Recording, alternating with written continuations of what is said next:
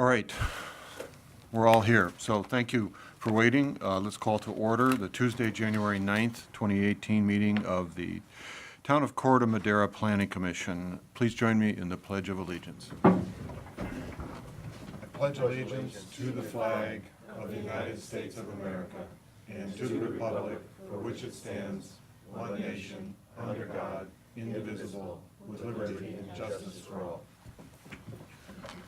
Thank you. Will you please call the roll? Commissioner Metcalf? Here. Commissioner Bundy? Here. Commissioner Chase? Here. Commissioner Friedman? Here. Commissioner Lee? Here. Great. The next item on our agenda is always the open time for public comment. If you have something to comment on you would like to say relative to anything besides the agenda, you're free to do so. You have 3 minutes. Otherwise, when we get to your agenda item, you can speak to that item. Otherwise, I don't see anybody rising to take advantage of an open microphone. So we'll close the public comment section. Tonight, we have 2 hearings. The first one is for 22 Seminole Avenue. This is a design review application PL 2017-0125 for the addition of a new second story to an existing single-story dwelling at 22 Seminole Avenue. Mr. Lee. Yes, so I'd like to take this opportunity to publicly disclose I live within 500 feet of the address, and so I'll be recusing myself from deliberation on this and stepping down from the dais on this issue. All right, thank you very much. With that said, I believe that I'm going to just poll the other commissioners to see who's been by the site. Jennifer? Yes, I met with the applicant as well as the neighbor at 54, I'm sorry, is it 54 Lakeside? 27 Lakeside, excuse me. All right. Phyllis? I went to the site. I did not meet with either the applicant or the neighbor. Thank you. Dr. Bundy? I went to the site and walked around all the streets in proximity to it and met with Dave and Inga at 27 Lakeside. All right, thank you. I went to the site. I met with the neighbor at 27. I did not meet with the applicant, but I finally know my way around Madera Gardens without getting lost. So, thank you. Mr. Bush, this is your application to present. All right, thank you. So this is a design review application for the addition of a second story to an existing dwelling on 22 Seminole Avenue. Just kind of orienting ourselves here, although I'm sure many of us are from this neighborhood here and are very familiar with it. But you're looking at just kind of a broad vicinity map here, showing the location sort of halfway between Neil Cummins School there and the Corte Madera Town Center. This is kind of showing for reference some of the addresses, some of the different homes that are around. There have been quite a number of letters that have been submitted in response to the application, in response to the notice, that have all been included in the staff report. There's some additional letters that were provided yesterday, that we were received yesterday. Some copies of them have been put on the back table, and they've all been provided to the commission as well. And then there were 2 additional letters that were submitted this evening. Copies have been made and distributed in those same locations. But here we're looking at 22 Seminole. This is a 5,900 square foot site. It's about 20% less than the standard lot size of 7,500 square feet in the R1 district, which encompasses all the homes that you see here. It's right on the corner of Monona and Seminole, one house removed from the corner there, as you can see. Just wanted to provide some photographs of the surrounding neighborhood, specifically homes that are kind of within the immediate vicinity here, just on Seminole Avenue. This is looking sort of across the street from the subject property. This is 23 Seminole. It does appear that some of these houses have been raised, which you can tell from the steps there. There's 21 Seminole, which is directly across the street. This is looking east toward the town center. And this subdivision, the Madera Garden subdivision, was built out over time, but I believe the homes in the specific area were maybe built in 1953 or thereabouts. This is looking to the west. This is the house and the property to the south of the subject property. This is 20 Seminole. This is just to the north of the subject property, the 24 Seminole, and then this is the subject property with the story poles that were installed at least 2 weeks in advance, and a story pole certification letter was provided by a surveyor to certify the location and the height as being an accurate representation of what's shown on the plans. So what you see here is a representation of that silhouette to the outside walls as well as to the roof peak. The height of the existing, I believe, is 14 feet 10 inches, just under 15 feet, and the height of the proposed would be 23 feet 10 inches, and that's represented again by the story poles there. Here's just some of the basic numbers relative to the zoning ordinance standards for development in the R1 district. Again, this is a bit smaller than a typical site in the R1 district. It meets all of the required setbacks. The proposed addition would be located over that lower floor, and it wouldn't involve any expansion of the footprint of the lower floor, so the lot coverage would not change. I believe the addition is 542 square feet, and so that would increase the floor area as shown here. So it wouldn't exceed any of the standards, and it would be, I think, 6 feet below the maximum height for R1 district. And there is a two-car garage on the site that meets the minimum parking requirements. Here is a site plan that is both a mix of the existing conditions as well as some additional proposed components. So this is showing that lower floor. On the bottom of the drawing would be the front along Seminole. You have the driveway on the lower left, obviously, and this is the current layout. It's a 3-bedroom, 2-bath home. The addition at the back, that existing den that's noted toward the top of the drawing, was added in, I think, 1961. That's been there for a while. There are some trees that are around both in the front yard and around the rear yard that are shown here. Some of them have been called out. They're proposed plantings in that northwest corner, and we'll get back to that a little later. Also shown here are the adjacent properties on Seminole, just to show the relation between those. This is highlighting the location of the proposed addition, showing how it's been set back from the north-south and the front, and it continues the wall of the rear wall upward. So this shows the floor plan as well as the location of the windows. As you can see, there's a master bedroom and master bath, as well as a smaller bedroom there. When the application first came in, the floor plan was switched. They had the master bedroom at the back of the house, so in the northwest corner, where the bathroom is now, and then the bathroom is facing the street. The reason that it was changed was after the applicants reached out to neighboring property owners, actually before the application even came in, there was some concerns raised about privacy, and so the reason for this floor plan was largely to respond to those concerns of privacy. The windows that are shown in the master bath are clear story windows. All the windows on the north, which is to the right here, and the south elevation, which would be to the left, are all clear story windows. So the sill height would be at least 5 feet 10 inches, and that the purpose of which is to limit privacy impacts while still allowing for sunlight to enter those spaces. And then on the elevation for the master bathroom, which would be the east elevation, there are windows that we'll look at in just a moment that face the street, and then obviously there's the stairway there. The only change that would occur at the lower elevation would be a small bedroom would be converted or eliminated to create the space for a stairway and a laundry room as well. But other than that, the lower floor would not be modified. So I have each of the elevations here, just go over briefly. This would be what you would see from the front elevation, obviously.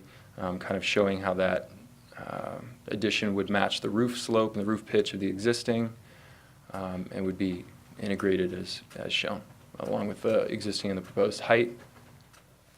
The windows are pretty self-explanatory here. You have the left window on the upper floor that would be where the stairway would be, and on the right, those are the windows from the master bedroom.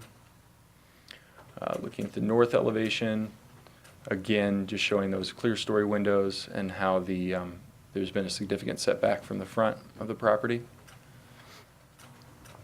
Again, south elevation, kind of a similar view. And then on the west elevation, this is showing as noted, clear story windows in the master bath, which are on the left, and then the windows of the smaller bedroom, which are on the right there. So this application, this is in a neighborhood that's primarily single stories, although as shown in the attachment in the staff report and as shown here, there are a number of homes, all of which were originally one stories that have added or modified the floor plan in the last 60 years or so that they've been there. So, kind of going through some of these, that raises, obvious questions that are always raised and always contemplated through the design review process and through the required findings that provide us with a structure in which to evaluate these applications for privacy impacts, sunlight, shading, looking at whether an addition would be compatible with both the site to which it would be added, as well as the surrounding neighborhood. So kind of going through some of those issues that were raised by neighboring residences and that were also, contemplated regardless through that design review process was view impacts. So this is looking from 21 Seminole. This is standing near the front windows of that house looking west, obviously toward the subject property.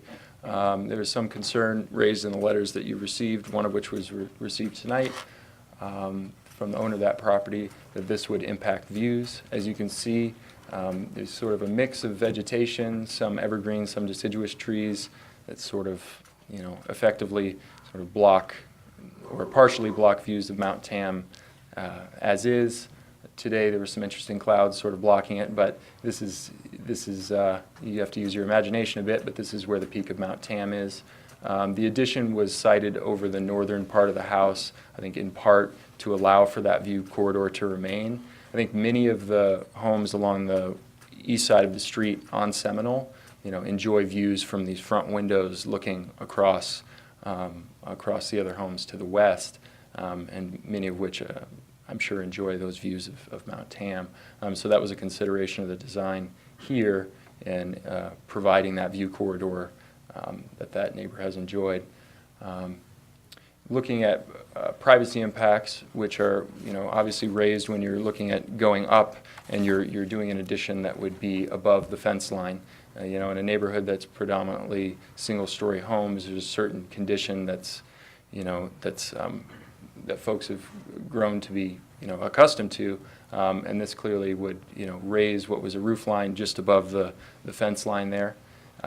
It would raise it from 14 feet 10 inches to 23 feet 10 inches. And this is looking from the rear yard at 27 Lakeside Drive. Adam and I both met with the owners of that property, and I'm aware that a number of the commissioners also had an opportunity to view the story pools from there as well. One of the things that sort of makes that property unique is that it sort of wraps around the rear yard, as you see here. So this is looking northwest. So these are all the windows that would be looking toward that addition. So again, this is kind of standing in that corner, and these are the windows that would be looking toward that. And so you have everything from the hallway, these French doors here, to what is the master bedroom in this corner as well. So there's some concern that the fact that this is open here, and this would be a second-story addition, and there would be windows that would be looking, or allowing for views toward that rear yard. As I mentioned before, that was one of the reasons that the floor plan was changed, so that master bedroom, those windows wouldn't be looking directly into this, or kitty corner to this yard. But the location of the existing vegetation presumably would still allow for some views from and to this property of the smaller bedroom. And as shown in the site plan, this is one of the reasons the applicants have proposed to kind of supplement the existing vegetation with new shrubbery. There's actually little detail provided on what those would be or what the sizes would be. So depending on how the commission feels about that as a mitigation measure or as a reliable kind of tool to help balance and provide screening between these properties, may wish to contemplate, being a bit more specific about what those plantings would be, what the sizes would be, and what the preferred height and growth rate would be, obviously. Kind of moving on to the question of whether, which I think is one of the things that's brought many people here tonight and that inspired many of the letters that you received, is sort of this question of whether a second-story addition, regardless of impact, should even be considered at all, whether it fits with the neighborhood, whether it fits with the neighborhood character. And so one of the ways staff kind of looks into that is by driving around and looking and seeing, where are the second stories, where have they been added, and what do they look like, how have they been designed. And so this is just from sort of a windshield survey of doing that, specifically in Madera Gardens, to help kind of inform the evaluation and ultimately determining whether that design review finding relating to scale and character can be made. So to kind of fill out that sort of windshield survey a bit more, here's some photos of second-story additions that are kind of most proximate to the subject property. This is the most recent addition. This was, I believe, completed in 2012 on Mohawk. I think that's two streets over, Lakeside and then Mohawk. Here's one on Seminole. That was done in 1987, I believe. Here is one on Council Crest and the neighboring property on Council Crest. They look almost identical with the way that they've been done. But it's just to kind of give a sense of what a second story looks like on a house that was originally a single story in the Madera Gardens neighborhood. And here's a bit more extreme of an example on 50 Lakeside. Again, what was originally a single story home with a significant remodel and upper floor addition. So ultimately that brings us to the design review findings, which is contemplated by staff and the Planning Commission in determining whether this project meets those findings and therefore whether it can or should be approved. And so this is where staff and the Commission has to try to do that difficult determination of whether some of the concerns that have been raised or the mitigation measures that have been proposed or the way that the project has been designed meets the intention here and meets the required findings. So looking at the finding number 3, which deals with views, sunlight, and privacy impacts, the question is whether this would not significantly and adversely affect the views. As stated in the staff report, and as clear from looking at the story poles and looking at any development of this nature, there will be impacts. The question is whether there'll be significant impacts. And staff's view, these are not significant impacts. And looking at the number of kind of measures that the applicants have taken, ultimately, staff feels as though this is a sensitive, it was designed with sensitivity to neighboring properties. The scale it ties in nicely to the existing home. This is not an addition that brings all the walls straight up from all sides. It's been stepped back to help it sort of integrate visually. And it's by no means an overwhelming structure or imposing structure.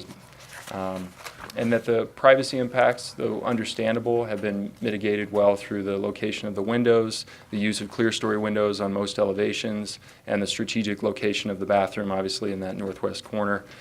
And also the addition of landscaping. Just of note, oftentimes there's concern when landscaping or screening is used to help mitigate privacy issues, because the question is, well, a house, you can't just take it down in the middle of the night, but a tree you can cut down in a few minutes. So how do you how do you ensure that such a mitigation measure is actually maintained? And it's maintained by requiring, first of all, it shows it on the plans, and the plans, if they were approved, are the document that must be adhered to in constructing the home and landscaping the property. So if the homeowner or any future homeowner wanted to change what was approved, they would have to go through the appropriate process to ensure that the design review findings can still be met. There are also questions raised about whether the home would need to be raised, physically raised, to get out of the flood hazard level above base flood elevation. As part of the application process, we request that the applicant provide an appraisal of the existing structure and then an estimate of the construction costs. And as articulated in the staff report, if those costs of improvements of this project and any project within a 5-year period exceed the 50% of that appraised value of the structure, then the home would need to be raised. And so the reason we request that, obviously, is because it has a real effect on the height of the structure and potentially these design review findings as well. So that early indication from those numbers that have been provided is that the house would not need to be raised. And it's important to remember that when looking at the story poles, because those are what represents the height and the silhouette of the structure that's being considered tonight. If at a later time, through the building permit submittal process, it was determined that the cost of construction would actually exceed that 50%, then that application would need to come back through design review and be reconsidered as a new or modified application. So I just wanted to speak to some of those things that have come up through the process. And one last consideration as we look through the design review findings is shading. So we've talked about privacy and views, but sunlight is also something that is considered. And again, this is going to increase the height of the building, and as such, it will create some shading impacts. Most notably to the northern property, 24 Seminole, and the property to the northwest, which is 27 Lakeside. The estimation based on, partly based on photos that were provided by the residents at 27 Lakeside, suggests that the addition would block some sunlight, primarily in the wintertime months when the sun is lowest and early in the morning before it rises much above the addition. Some photos were included both from staff, but also from the residents at 27 Lakeside to illustrate that. Ultimately, although it would block some sunlight in those specific conditions, staff doesn't feel that this would be a significant impact, significant adverse impact. Ultimately, staff feels as though this application meets all the required design review findings, and encourages the commission to hear all the feedback from everyone who's come tonight, including the applicants, neighbors, and others, and consider staff's recommendation to approve the project. And I'm happy to answer any questions you have. Thank you, Mr. Bush. Before I ask the other commissioners if they have any questions, do you guys happen to have a copy of the general plan up here, or? Okay, great. Phyllis, do you have any questions for staff? Not at this time. All right. Dr. Bundy? Yeah, Doug, you commented that you thought some of the homes in the neighborhood had been raised. Do you think they had been raised to FEMA flood standard? I'm really not sure. More speculating just by looking and comparing certain homes to others. Part of that question is that elevation has changed over time, and it seems to continue to get higher. Yes. So I'm really unsure, A, if they've been raised in the first place, and B, when that was done and to what standard, because the current level is 10 feet per FEMA and then an additional 1 foot on top of that to meet town standards. In regard to the proposal for putting some vegetation, trees in there, to what height do you think they would have to be to create privacy for 27 Lakeside? It's a good question. I think that could be determined. I'm not sure at this point, but just by kind of standing in that rear yard and looking up toward the addition, I think you could estimate height that would be necessary. But- I think would benefit the public, maybe Doug, if you could speak to the number of total houses in Madera Gardens and the percentage that have second stories, because I think it speaks to just the character of the neighborhood. And I had asked you the same question for Heather Gardens, which I realize is in Larkspur, but a similar look and feel, I think, to Madera Gardens. Would you mind, just for the public's benefit, going through that? Yeah. So if we were to look at, let's see, maybe just the overview map here.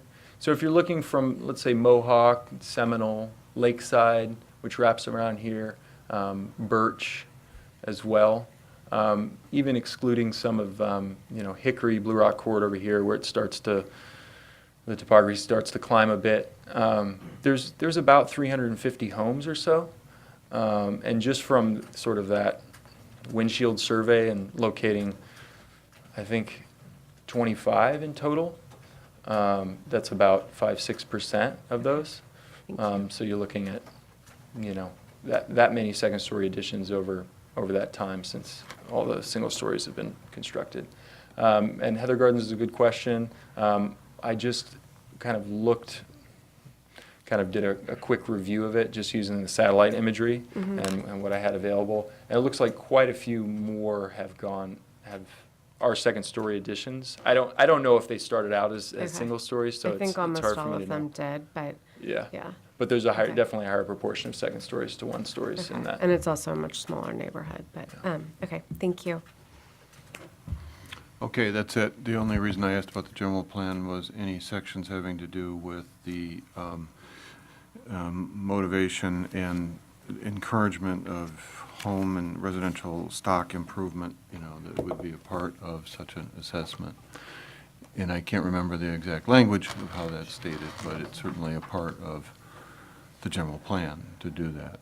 Yeah, so as far as some of the language in both the zoning ordinance and the general plan regarding second stories, it's more in the zoning ordinance and the design guidelines that you see that single-story design is encouraged.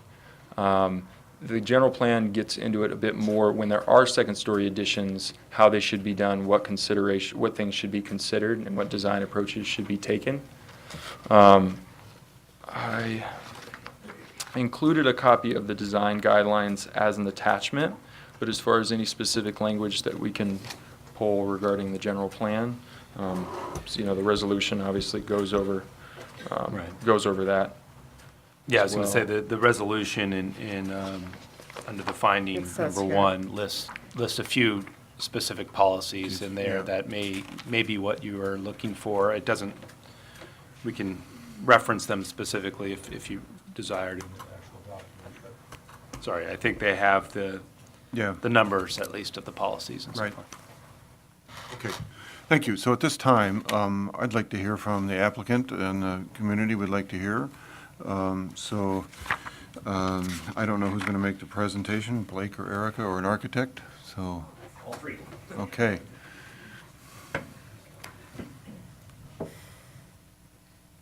Hi, I'm Erica Bosnansky. I'm one of the homeowners of 22 Seminole. It's great to see so many people out from the community, so thank you for coming, and thank you for your time this evening. Hold a second. We have to make sure that microphone is working. And you need to think like, hold it right up to your mouth, think like a rock star. Projection has never been my problem. I have 2 kids already, and so not a problem. Okay, thank you. I'm Erica Bosnansky, one of the homeowners of 22 Seminole. This is my husband, Blake, and this is our architect, Doug. We just wanted to take this opportunity and first and foremost, thank you for your time to review our application, and thank you for the community for your feedback as well, too. We are newer to the Madera Gardens area. We have 2 boys at home, a 5-year-old, a 3-year-old, and third on the way, due anytime. So we are really excited to be a part of this community and really see Madera Gardens as a place that we could raise our family. And what drew us to the community initially is how community-oriented it already is. Anytime we're in the neighborhood, people stop by, they introduce themselves, and it's so welcoming. There's great school districts. for our kids. And we had the good fortune of being raised in the same house that we grew up in. And we want to be able to instill those same type of values in our kids of investing into a community, getting to know our neighbors, and having everyone grow up together. And we really do see Madera Gardens with that community feel and value. And we significantly appreciate that because we are family people at the end of the day. So with that being said, we see this house as our forever house and something that we really want to invest into and really make one that we feel is part of how our family is expanding, and just really want to be able to invest back into that community as well too. One thing that I think would be really helpful is before even submitting our plans to the Planning Commission, we actually went back and forth with our architect a lot of different rounds to be able to determine what the appropriate layout would be, to really making sure that it was modest and consideration of all of the neighbors and the community and how everything currently exists in Madera Gardens. Then even before submitting the plans for our formal application, we met with Doug Bush to first just making sure that we were approaching everything correctly, to really making sure we were mindful and meaningful of the application process. And before we even formally submitted our application, that's when we started our neighborhood outreach effort to really making sure that we solicited feedback early on to be able to consider all of that in the whole process. So we really tried to be as mindful as we possibly could throughout this whole process of the existing community and everyone's opinions as well too. Thank you. All right, as you guys talk, bear in mind time, but I didn't start a timer, but I know all right, go right ahead, please. Yeah. My name's Doug Mile. I'm the architect for the Bosnatskis, and I'd just like to, just express how great it's been working with them as a client, in that they are so concerned about how the community receives this project. And we really went back and forth a lot. I've certainly had a lot of clients who don't respect that and who just go in with what they want, but this is absolutely not the case. This couple is very concerned about this. And both of them having grown up and lived in the same house during their entire youth, they want to do that here with their family, and they want to be able to stay here, until the kids are out of college. So this will allow them to do that. It's really, I think, kind of critical for that. Addressing some of the other issues that were brought up, I think trees and the screening was one of the biggest ones. I deliberately left that a little bit vague with the idea that we would get some input from the neighbors, who the trees will be right on the property line, and from staff. But I did specify that we would go at least 24-inch box, which is the large size trees, and we can certainly specify height and a gauge of the trees if desired. I think starting out with something about 8 feet tall that would hopefully double in size within a year would be the way to go, and an evergreen tree rather than a deciduous tree to provide for that. So we will be very mindful and careful to make sure that those trees, which would grow 20 to 25 feet tall, would completely screen and provide the privacy effect needed for the neighbors. So any other questions about any of the architecture or whatnot, I'm here to answer. Thank you. Does anybody have any questions for the architect at this point? Just a simple, informational questions, right? No. Dr. Bundy? None at this time. Jennifer? Can you just confirm, I think both the first floor and the second floor are 9-foot high ceilings, No, correct? the first floor is 8 foot, like all the other houses, and the sec- second floor is 9 It's feet. 9 That's feet. correct. Thank you. Okay. Any objection to Podocarpus gracilius for trees? I was looking at those. They have some nearby, and they do very well. Yeah. Yeah. Okay, great. Sir, Eric, do you have anything you want to add to this? I'm all good, I think. I think my wife spoke eloquently about this. I mean, we were just grateful to kind of go through this process and, again, just get the findings. And, again, this is brand new for us. This is the first time of us living in a neighborhood. We live in San Francisco, and like we said, we wanted to raise our children here in a neighborhood and also be, welcomed into the community and work with everybody. So that's why it took a lot of back and forth on our back end to actually come up with the plans. And in a way where we didn't want to take up the full length, the full width of the home. It's a smaller addition that, gets what we're looking for, but doing it in a way that kind of takes everyone's concerns into account. All right, very good, thank you. I think we'll move on from your presentation. Brevity is great. So, at this point, we will open this to the public for comment. So, you're each going to have 3 minutes to make a comment. We have a lot of letters that we have all read. They are pro and con. I just want to say that if you want to repeat what's in the letter, you're free to do that, but we have listened and looked at every one of these, I assure you of that. So if you want to add something, that's even better. So again, we'll keep you to 3 minutes, and please line up behind the microphone, state where you're from, and we'll get this rolling with thoughts and comments, please. Peter, are you saying that I'm fine, thank you. it's already stated in the letter? No, you're free to say whatever you'd like to say, sir, but I'm just encouraging you to add whatever you'd like to add to it. So you're free to say it again. We've read it, but please. So please state your name and Brevity is appreciated. Okay, my name is Judy Ardzruni, and I've lived in the Madera Gardens for a number of years. Actually, I bought my home in 1970, so it's been a lot of years. And I just wanted to say that when I came to buy a home, I was told, and I noticed that there were not second-story homes, and I was told the reason was because of the bay fill, and that would the ground would not be able to hold more than a one-story dwelling. So I think, judging by the number of French drains that I'm seeing and pipes during storms, I think that made a lot of sense, because the homes have sunk in the Madera Gardens. I know my home has sunk about 6 inches, so that the yard, the backyard, and the front yard both are directed toward the house. So that's one item. Also, I was told at that time that I couldn't add an outside window to my garage because it would invade my neighbor's privacy. So that was during those times. Over the years, yes, there have been a few homes that have added second stories, but if you notice, those homes are on the fringe of the gardens. They're on Mohawk, they back up to the school and the canal. They're up Lakeside, where they back up to a hill, and there are a couple on the lagoon that back up to the lagoon. So this is very unusual to have a home right in the center of the gardens with a second story.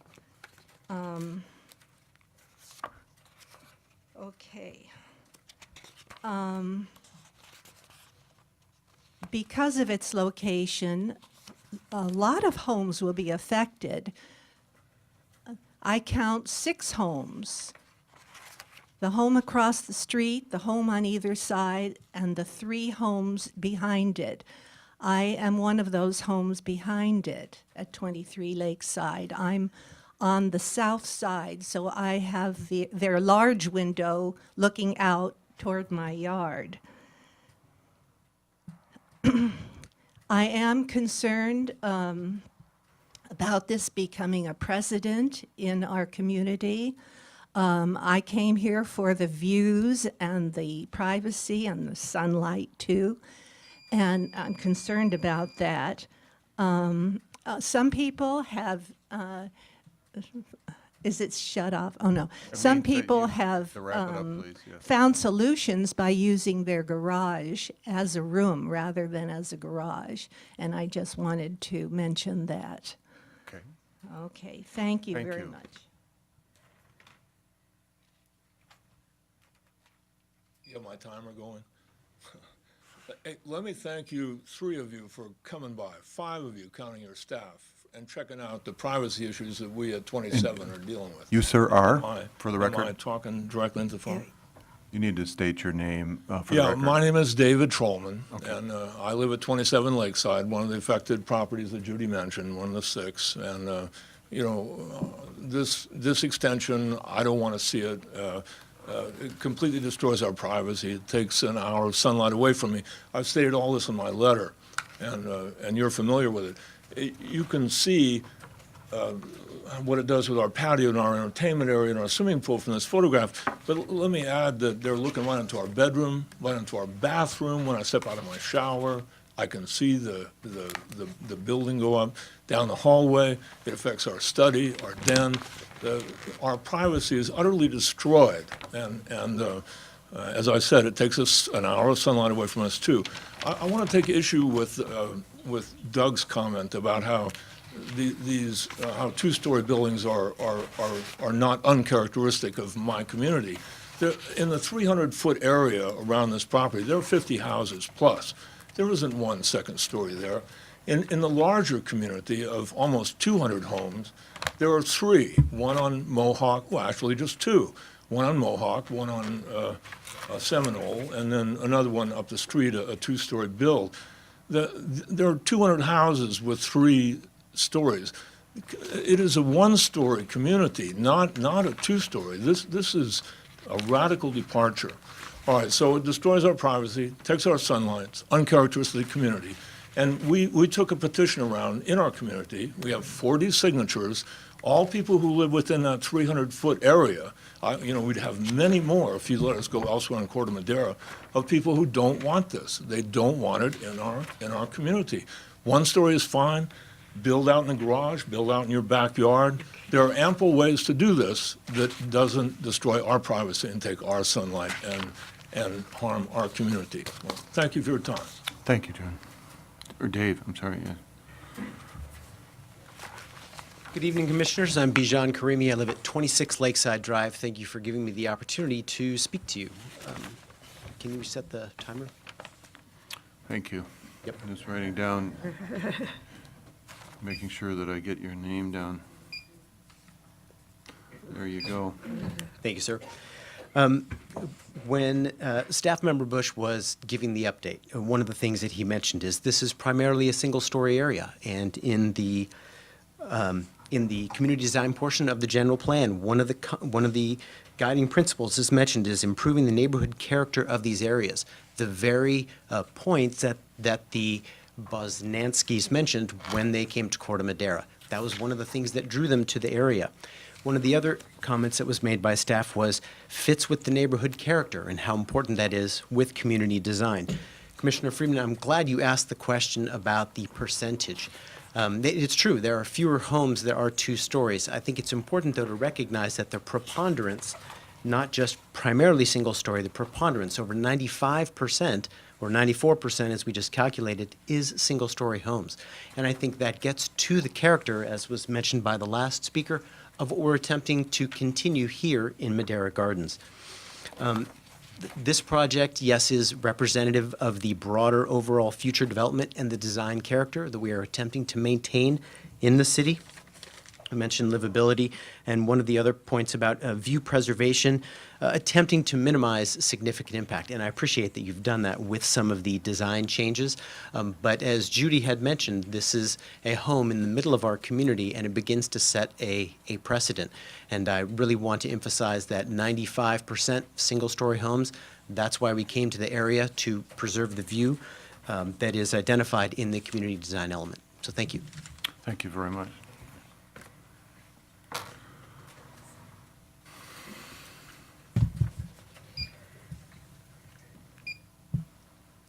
Hi, my name is Gertrude Markran. I'm a wife to John Lambright. we live at 21 Seminole Avenue, across the street from 22nd Seminole. By building a second story on 22nd Seminole, my husband and I will lose our Tamalpais view.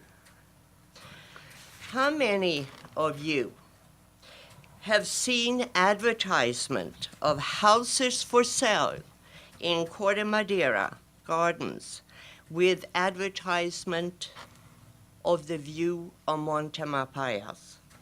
For example, recently sold houses like 12 Seminole, which sold on September 8, 2017, or 14 Seminole, which sold on November 17, 2017, or 3 houses that were for sale at 6, 25, and 31 Mohawk. All these houses were all advertised with Tamalpais views. Even 22nd Seminole, the many times it has been sold, were advertised with view on Tamalpais. In October 2013, the advertisement given to Madera Gardens neighbors didn't show a picture of the house. Instead, it showed a fabulous view of Tamalpais. In today's real estate market, our house value will decrease, but not having a Tamalpais view anymore if a second story is built. Thank you. Thank you, Gertrude.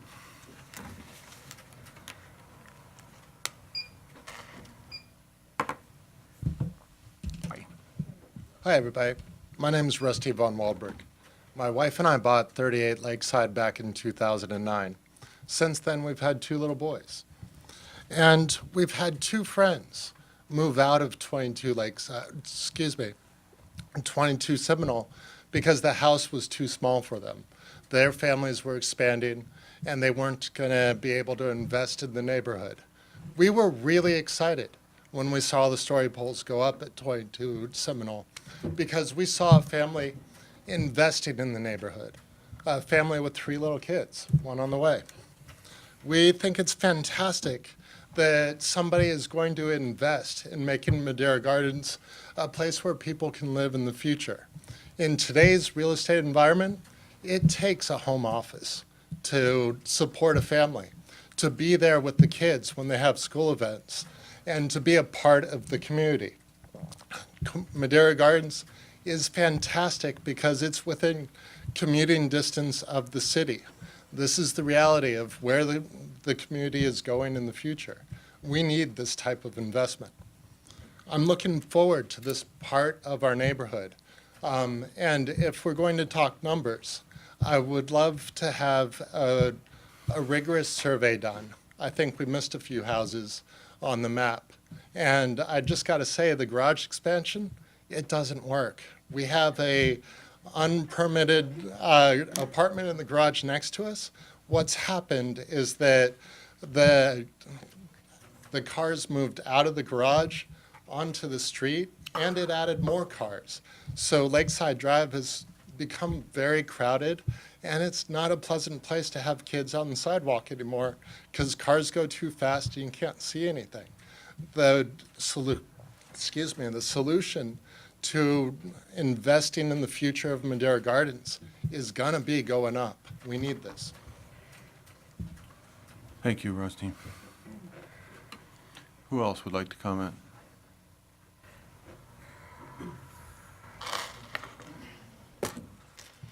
Hi, everybody. My name is Will McKinley, and I've been a resident here for 25 years now. Raised 3 kids. 2 are still at Redwood, and 1 is at Neil Cummins. So we originally chose this area because it's got great schools and the feeling of the neighborhood. You know, the feeling of the neighborhood, I think, is more than, for me, it was more than just the single story. It was the overall of the whole neighborhood. And I think that we still have that, and we have that in the areas where we have 2 stories, I believe. So oh, am I out of time already? No, again, I forgot to reset it and start it. My apologies. So I'll just have to guesstimate. So anyway, go ahead, please. Okay. Sorry. You know, over the years, we've more recently we've seen an influx of families, and it's added a lot of vibrant feeling to our community, and I think that we want to encourage that. And you know, I also know some of the previous residents at this location, and luckily, you know, they actually wanted to expand as well. And because the footprint is so small, there's not a lot of, you know, the only way to expand is really up, is to add a second story. And what they ended up doing is moving because they couldn't add that second story. Now, luckily, they moved within the neighborhood, so they're still part of the community, and but they did have to move out. And they're also very active in the community. So, in fact, I think Steve was Spark president, and you know, and Emily was involved in it too.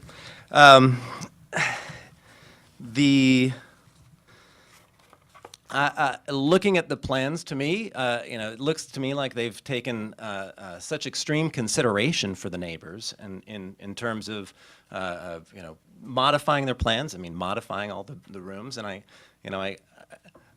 think they've been fantastic. It seems to me, like just looking at the plans, you can see.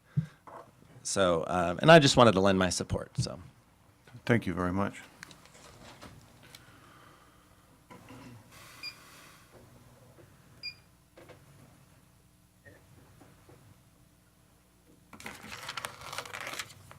Hi, I'm Loretta Wilborg, and we live at 13 Seminole Avenue, and we've raised 4 children in our home. And I'd like to give my 3 minutes to my husband, please. Thank you. I'm Don Wilberg. I'm a landscape architect. I was on the board of design here in the town. I am an expert witness. I deal with property rights from time to time.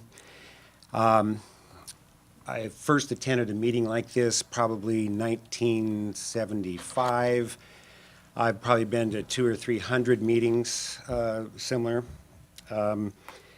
I've talked to 35 to 40 different kinds of public agencies. Probably had over 1,000 conversations with public officials. So what I say is going to be, it's not going to be things that people have heard before necessarily, and probably a lot of you are not going to like it. But this process that we're going through right here is really an awful, awful thing. And I can tell you hundreds of horrible stories. And I apologize to you, too, for having to go through this process. I have 5 things that I want to talk about. One of them, and I'll try to go through these quickly. One is that I checked my deed of my house. And on there, I did not find that I had the right to a view of Mount Tam or any view out there, okay? I didn't have the right to have a meeting like this to come and complain, okay? These were all made rules by our town, okay?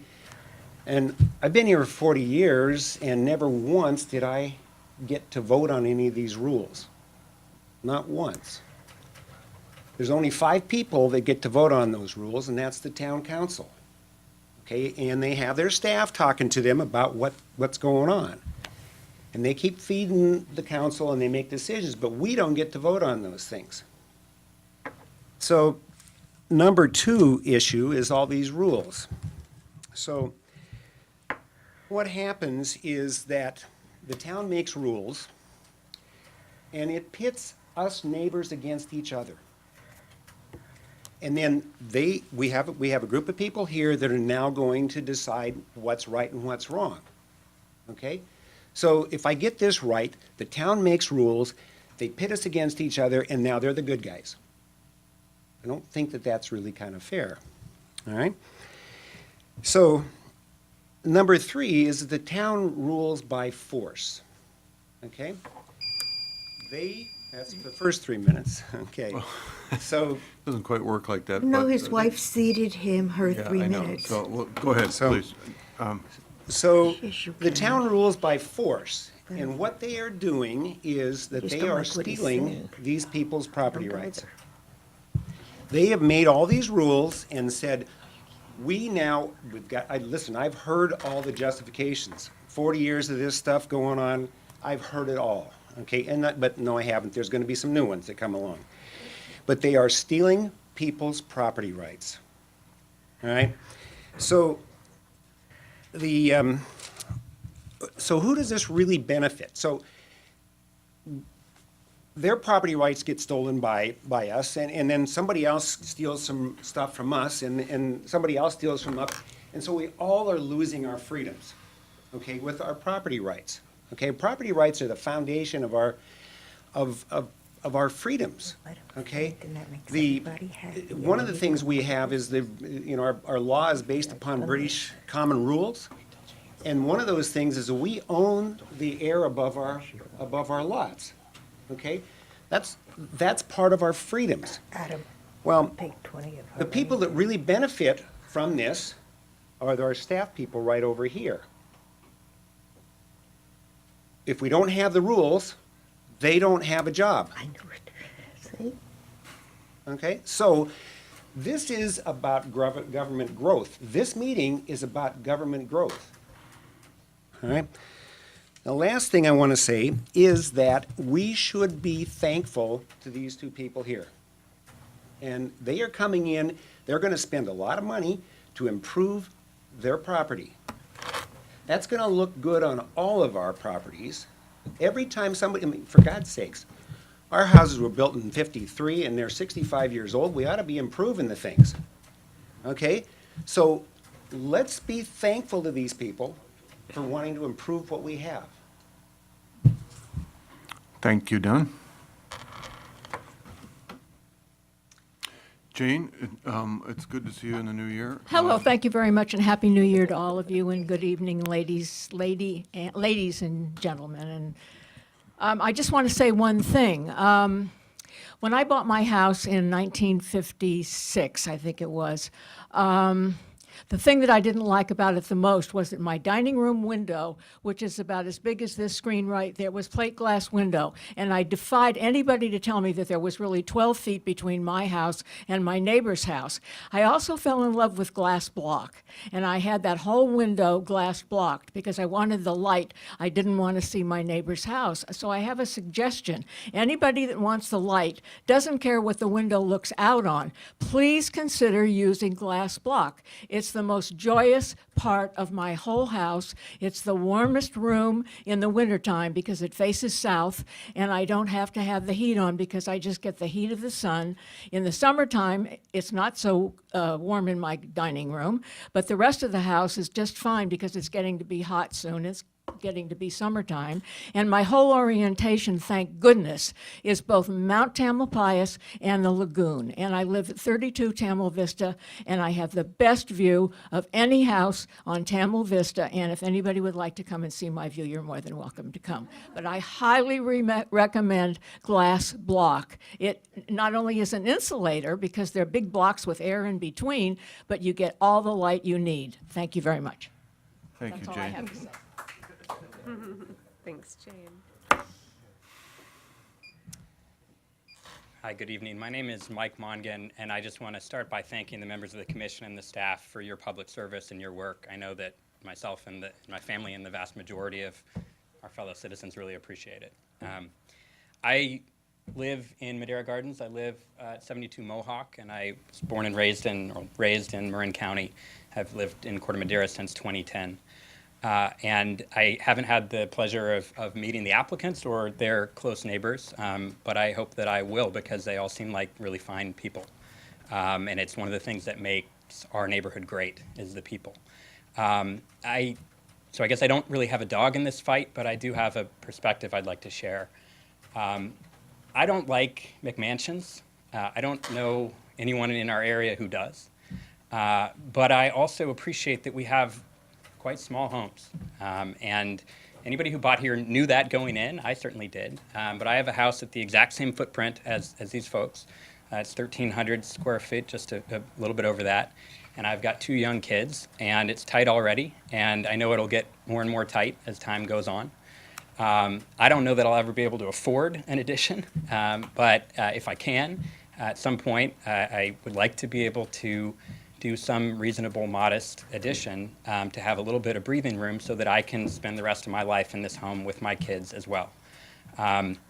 I'm not an expert, but I did go and look at the story polls from all directions, and this doesn't look like a McMansion to me. It looks like a pretty reasonable proposal. And just from watching online earlier tonight and hearing the process these folks went through, it seems like they've been going quite out of their way to try and make this a reasonable proposal.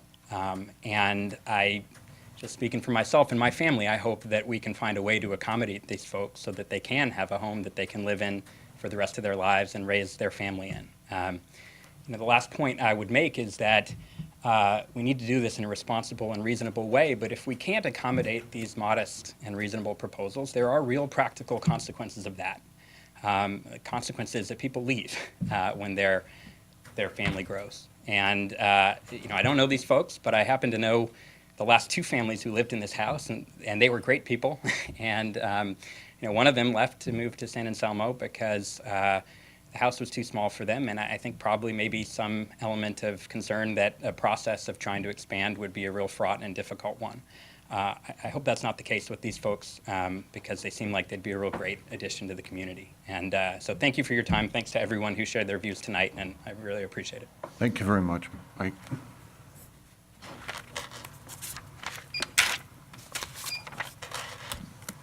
Hi.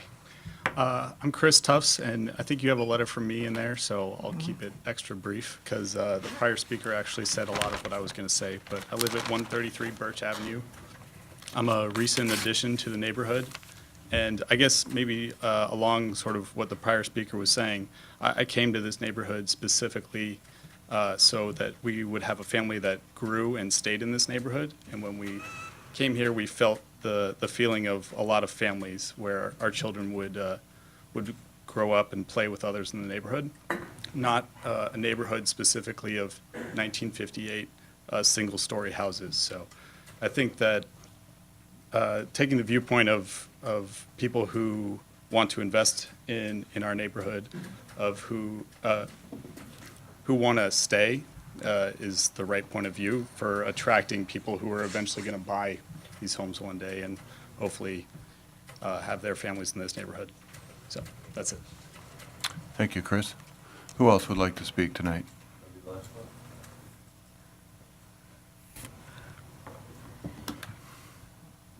Hi, my name is Carl Spurzum. I live at 73 Lakeside. A lot of great things have been said. I got both sides, but I moved here in 1988. Tiny little home around the corner, and these things need upgrading. I think they've got a very tasteful project and raising their kids in the neighborhood as we did. They're out and off the payroll now, but it's a great community, and I really support their project. Thanks very much. Thank you very much.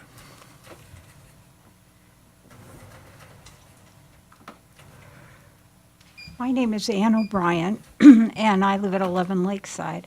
And I just have one question. Why isn't this particular house being allowed to expand into the backyard? Has the footprint changed with any additional building? I was not clear about that. That's a question we can answer later on, but Okay, we won't so- engage in a dialogue with you, so. Okay, well, I'm just curious, because I think what would be a successful event would be for the expansion to occur out into the backyard. That would eliminate a lot of the objections. If there's already been building and that's been satisfied, the square footage and the setback, would the town consider changing the setback dimensions? Because that's, if people could build on one level onto the back of their house and change that, they, I think that we'd be able to keep the one-story feeling we like in the neighborhood, and it would still give probably an addition of 1 to 2 rooms and another bathroom. But it seems to me that when anyone's ever proposed that, the stumbling block to this is the setback.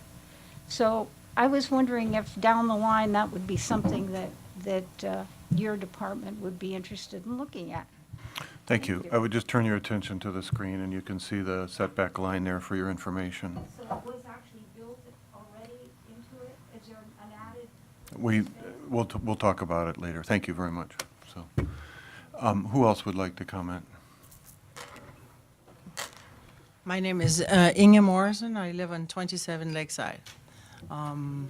I really appreciate that you all came by and took a look at my plight with the new building and the new addition, which I think takes all my privacy away.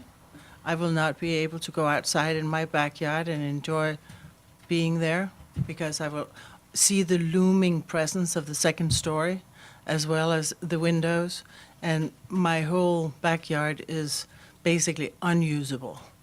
Also, I hate that the people, whether they would or not, can look into my house, the 3 rooms that are directly affected, which is my bedroom, the hallway, my office, and another bedroom.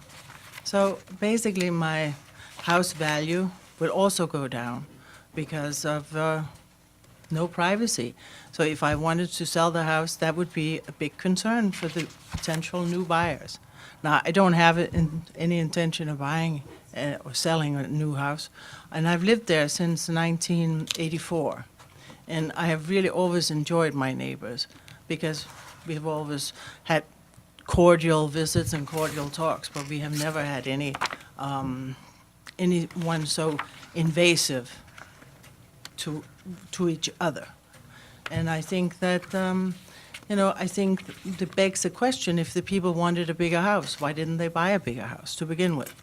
Number one. Number two, I don't think, contrary to people that don't live within the 300 feet, that how much they like second stories. We went exactly with the prescription that the staff gave us of within the 300 feet and asked people in that sphere what they thought of the second story. And as you know, you saw the petition, 40 people signed the petition against the second story. So it doesn't make for good neighborhoods, and it doesn't make for good neighbors. But again, I really appreciate your coming by and taking a look at what's going on. Thank you so much. Thank you very much, Inge. Who else? All right.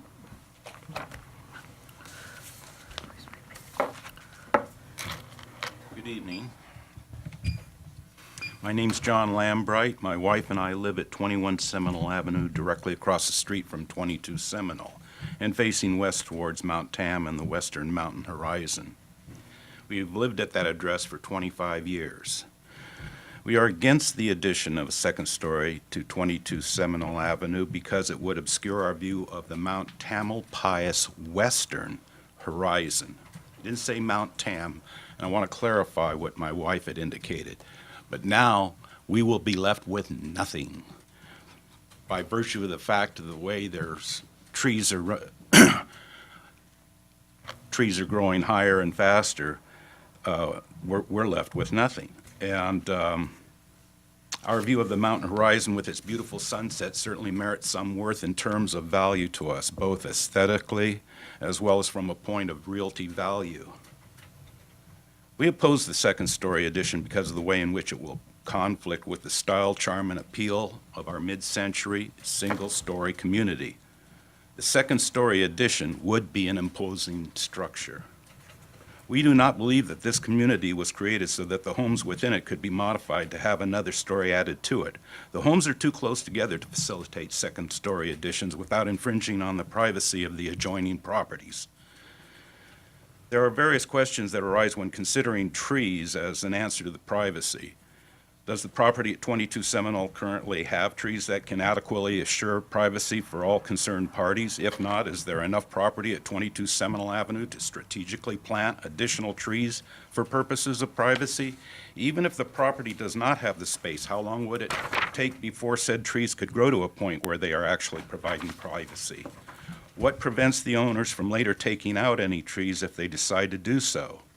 Depending on the type of tree that is growing at 22 Seminole, mere leaves may not be enough to protect the privacy of the neighbors. If the trees in question are deciduous, there are no leaves on the tree in the dormant months. What trees can do is to become overgrown, thus wiping out residential views of mountain horizons. Perhaps a town meeting could be set up to investigate an initiative limiting the height of homeowner trees, but we can save that for another time, another day. Now, some would say that our community needs updating, as if the existing homes needed remodeling like an old rundown bathroom or kitchen. For those of us who have lived here for some time, many of us enjoy and value the charm and character of this single-story homes that lie within this mid-century community. We take pride in it. Investment and improvement of these single-story homes is achieved in many ways other than by adding second-story additions. This can be seen today as you walk down the streets of Madera Gardens. By virtue of the single-story home, we can all enjoy the magnificent views of the surrounding mountainside horizons from our residences. As a single-story community, we can all enjoy a safe and secure sense of privacy. There does not need to be encumbrances placed on one another in this community by going second story. Ultimately, and just bear me out one more, ultimately the citizens of Corte Madera will need to make a decision on the direction of our community, and sooner rather than later. Are we to be a community whose streets are lined with canyons of second-story additions instead of mountainous vistas? Will we be a community where neighbors and their properties are visually exposed in their homes and yards from second-story additions? Or will we be one that feels a secure sense of privacy without having to constantly draw curtains, put up higher fences, or add more trees? It is time to get a clear idea of what we want our community to be. Thank you for your time. Thank you, John. Who else would like to comment tonight? Anyone else? Okay. If there's going to be anybody else, would you please raise your hand? I would like to see if we have anyone else. Seeing none, then this gentleman will be the last speaker. Hi, I'm Ruben Chang. I wasn't prepared to speak. I'm neighbors of John and Gertrude, and I can see how people would want to be in this neighborhood because I love my neighbors. My house was being shown right there. So when you guys look out to their house, I'm right next door. So I've been there 40 years with my parents. So the elevation that you guys were talking about, it was already elevated when we moved in. So just so you know that. The thing that concerns me, I guess, is that if one person builds, then the next person builds, the next person builds. So then our view of Mount Tam will be blocked. I don't see how in any way it wouldn't be blocked, no matter how small you put the footprint. And I'm kind of torn into, I understand your point of view. I'm thinking like, if they expand, am I going to expand? But I basically came here just try to see the process. Wasn't sure how it was going to get voted or whether if somebody said, no, I don't like it, they're still going to do it. Down the street in Seminole, there is one house that was built. I think there was protests, but for some reason it went through the loops, and next thing you know, it got built because, they already started, sorry. So I'm just trying to figure out how this works. But like I said, if one does it, will another one do it, and so forth? Can I do it? So, and as for John's point of view, is that it seems like for the people who are positive about it, it's, yeah, we want to build. Maybe their objective is they want to build as well. But I think that if you were the person whose view was going to get blocked, you would be more against it. So I'm just babbling because like I said, I didn't have no preparation. I just saying I do love my neighbors. I love the. I could see why you want to comment. You guys seem lovely. I would love to have you guys moved in if you didn't build up. But we'll see how this goes. But I don't know. just wanted to say hello and thank you. All right, thank you very much. All right, so that would conclude the public comment section of this item. Before we go on, and before we get into even discussing it or saying anything else, I think that one of the things that is said at the town council meetings that is really important is that we're all neighbors. We all have to get along at the end of the day, no matter what the decision is.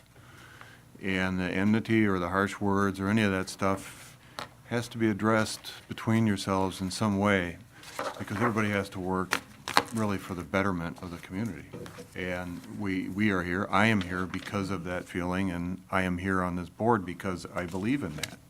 And that's what, you know, is important in our lives, and that we feel okay in our neighborhood. And I just want to emphasize that before we start to talk about it, not knowing where we're going to go, but that's the most important thing. Thank you, Peter. So, thank you. I think that I would ask staff one question, and the other guys may have some other questions for staff. This photo from the front yard of 21 Seminole, right, that you took, is been brought up a few times, and I would just like to see that photo there, so that, yeah, that I can't bring it to the public here, but I don't know if you have browser capacity, you know, to do Google Maps. And when you look at it on Google Maps,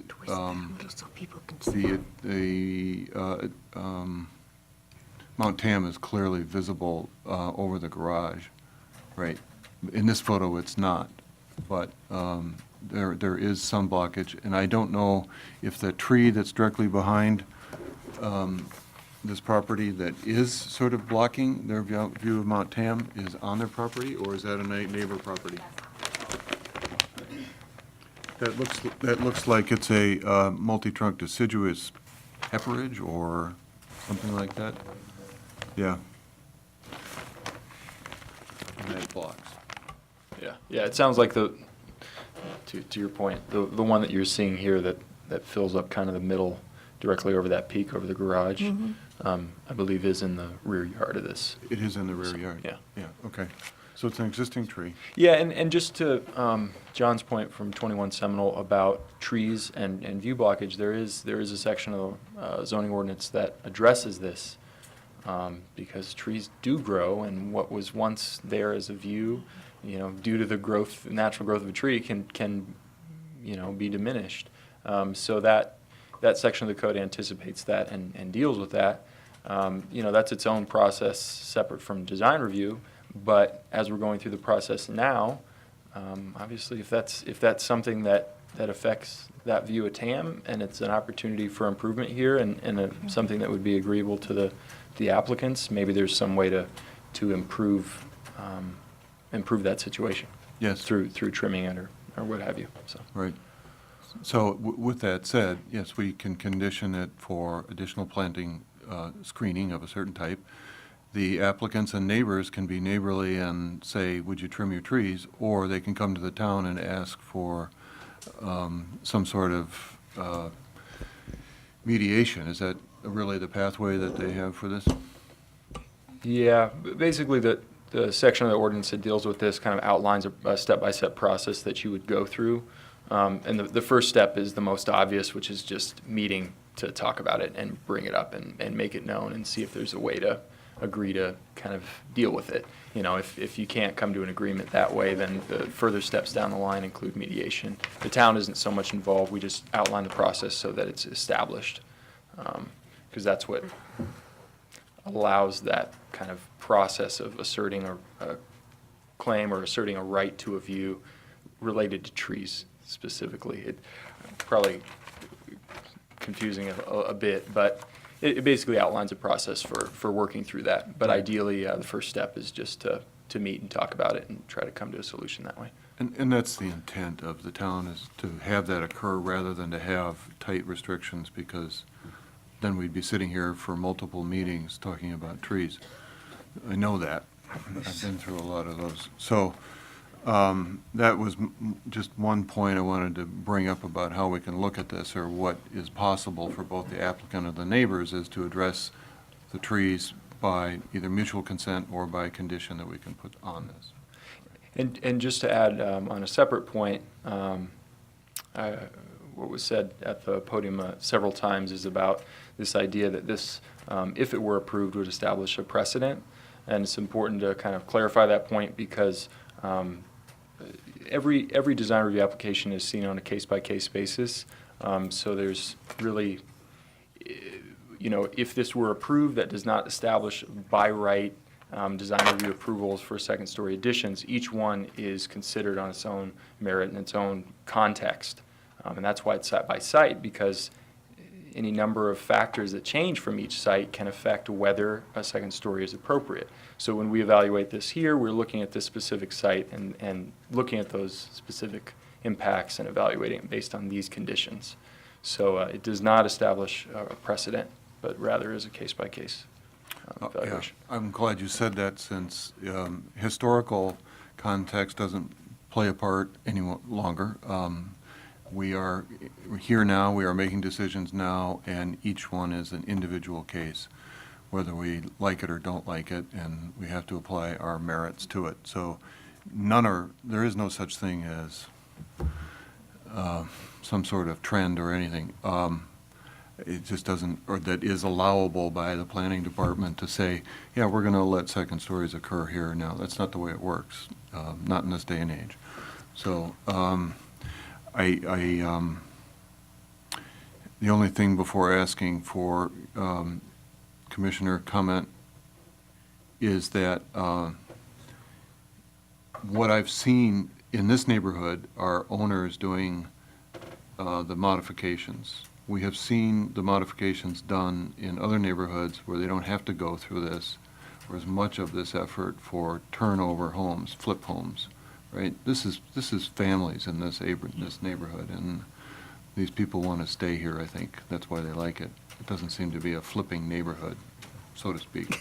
That's a huge generalization, but nonetheless, that's what we've seen, I think. So, Phyllis, I would like to start with you and your thoughts. Okay. You have some clarity there, I see on paper. A lot of thoughts. And I'm going to start, and there's a reason for it, with these comments that were made by Mr. Wilberg, because probably the only thing that you said that I agree with was the fact that the deeds do not give the right to a view and have one story. It is not government that makes the neighbors fight. You cannot up and down, and I'll shake my head from side to side. That is, government meets the needs of the people and tries to keep them from fighting. Okay. Now, reading through all these, people are concerned about their views. It's where the view is from. And not all views are equal. And if you have just one story, the rooms on the one story next door, you're going to look into and see also. Just because it's two stories doesn't mean all of a sudden you're looking at each other. I mean, privacy is important. Lighting is important, but to talk about losing 1 hour of light between 7:30 and 8:30 in the morning, I don't know too many people who are busy in their yards at that time. And if they are, God bless them, sure isn't me. I mean, I've looked, and one of the reasons I didn't go and meet with the applicant and the neighbor who requested it is because I saw that the petition, I mean, it was like ganging up on people who were trying to do something, and even if you disagree with it, you're going to have to live with these people, whether they get their addition or not, and it's not the way to treat each other. And that's why I refer to you, Mr. whatever, Wilberg. I think it's important that we look at this. This is not an imposing addition. I looked at the one at 6 Seminole. I drove around the neighborhood and looked at these. I would consider that imposing, far more imposing. Is that, Doug, could you put 6 Seminole up, please? There. That's imposing to me. We all have our own opinions. You cannot build back because of the 25-foot rear setback. If you try to build forward to bring the front of the house even with the front of the garage, well, you're going to have to demolish the entire interior and reset up the rooms because you're not going to have a house where you enter into your bedroom. There is only one choice if you're going to add on to the house, is to build up. It is set back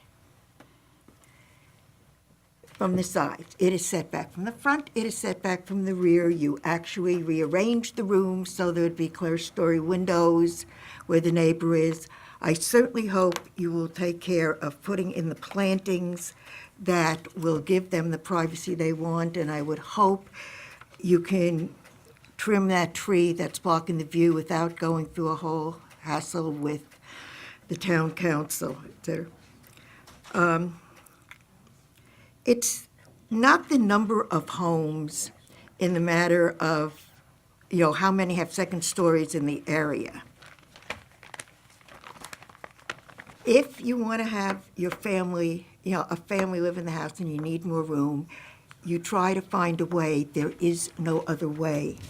I can make the findings, and I can approve this addition. But I think we have to put restrictions to the fact that there have to be adequate plantings in adequate height, adequate size to begin with. I think if we can put it into the restrictions that the tree be trimmed in the back and kept trimmed, that's blocking it. I don't know if we can write that in or just ask for it.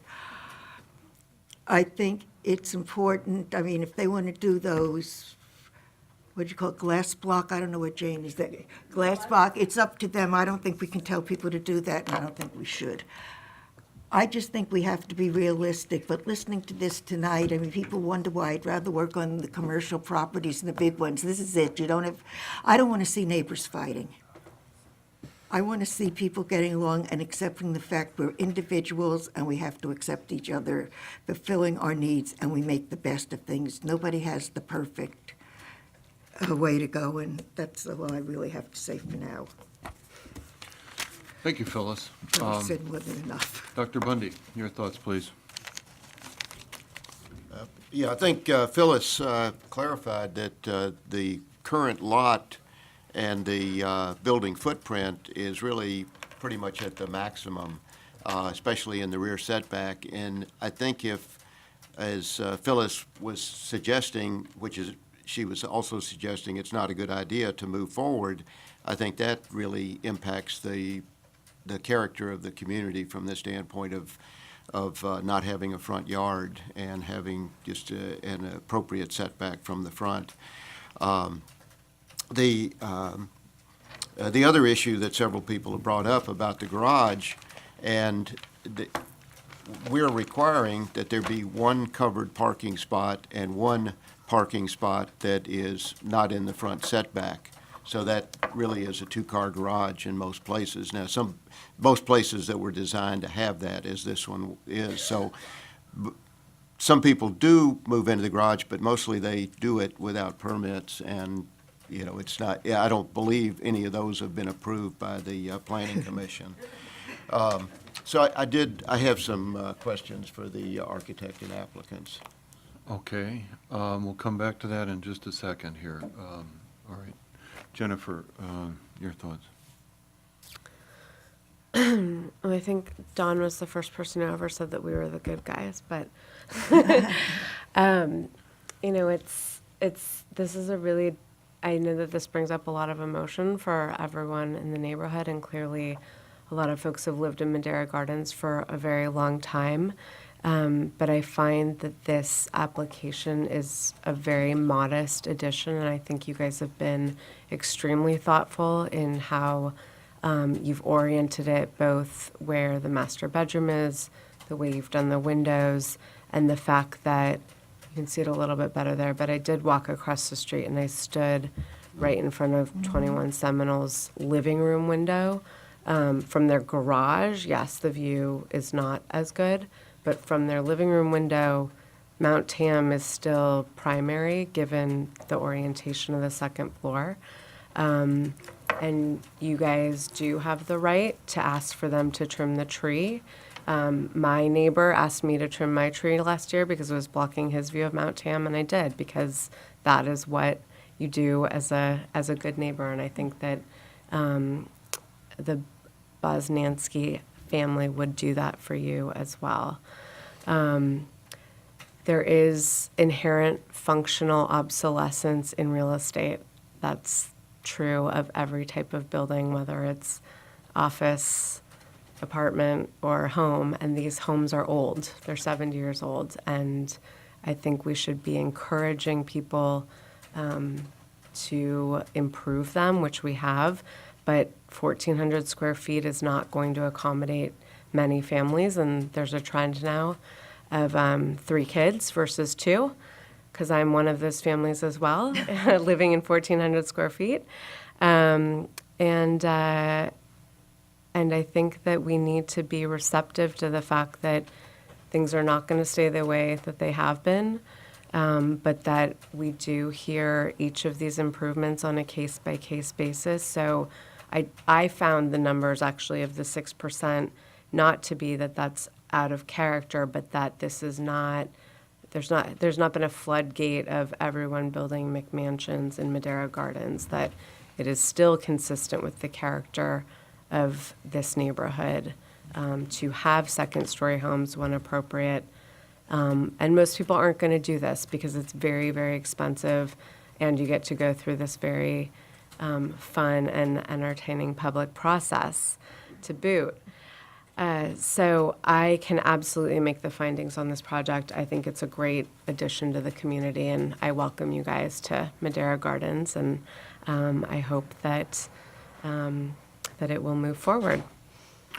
All right, so Judith, Bob wants to ask the architect some questions here. So we would have to reopen the public hearing for that, which would mean then that we go into. Do you want to start with staff and see if we can't answer them, or? Okay. All right. Did you have a question? So the answer to the question is yes. If you reopen the public hearing, then you've reopened it for a variety of purposes. Bob, is there a question you can ask of staff? Yes.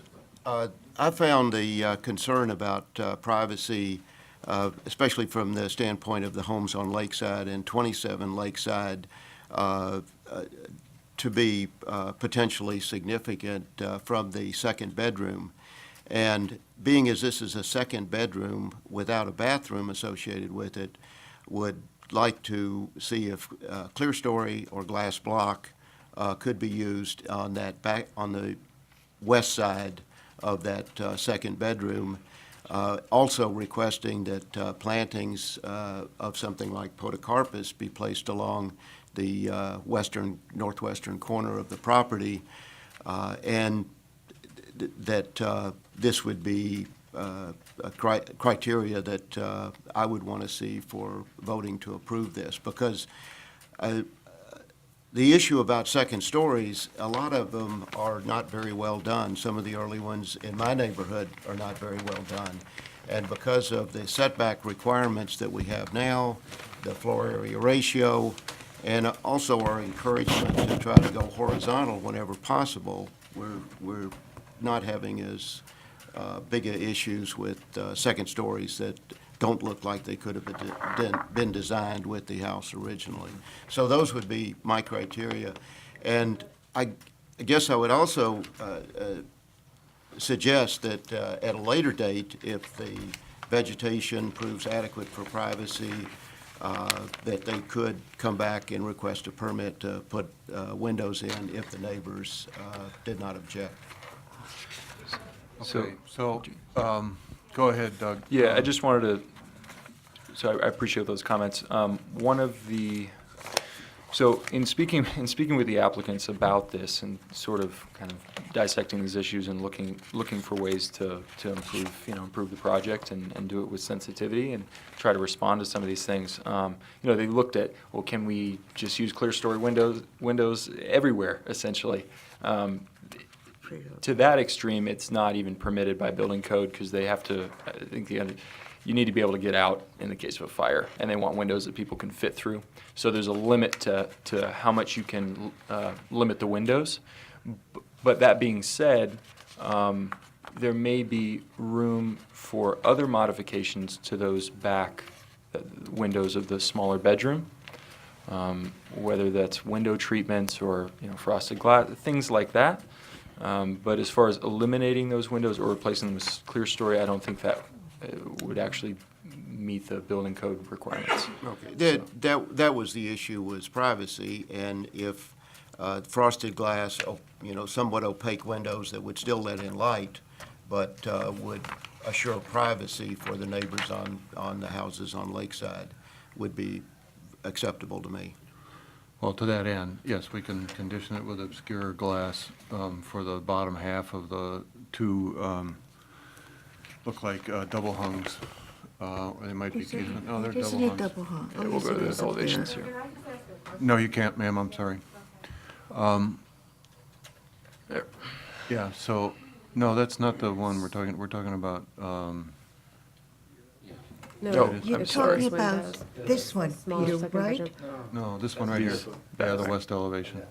Right, so the bottom of the two double hungs could be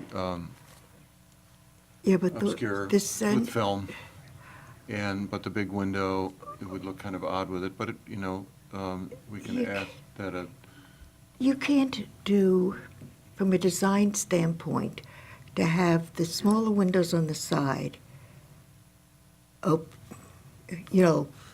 you can't see through, frosted, whatever you want to call it, and then have the one in the center not. No, I mean, that was my- it's not going to work, and it's going to look ridiculous inside and outside. that was my I- point I was about to say, just a second, and that the only other way would be to condition to say, put a bottom-up shade in there, and Yeah. that can be done. It's crazy, but we could.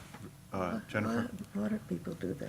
I'm going to say that I would not condition it on either of those Okay. because I have to imagine they're either using this as a nursery or something, but they're probably going to have window coverings, probably blackout shades. So I'm going to suggest that there's no condition and that they're not going to be wanting to look down in their neighbor's yard either. So. And if it's a nursery, they're going to be too busy to look out the window at the neighbors, having had three Okay. kids. So the- And I actually, standing in the backyard of 27 Lakeside, I did not find, given the distance to that far corner, I did not find that to be imposing or that there would be a privacy impact. Okay, that's good input.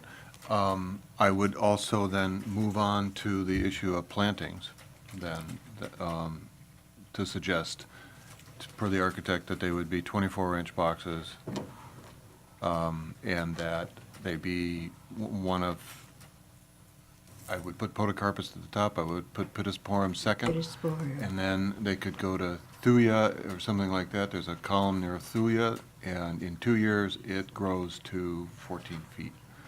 And so, would this be subject to staff review, and would the intent be that it would be a evergreen, dense, Right.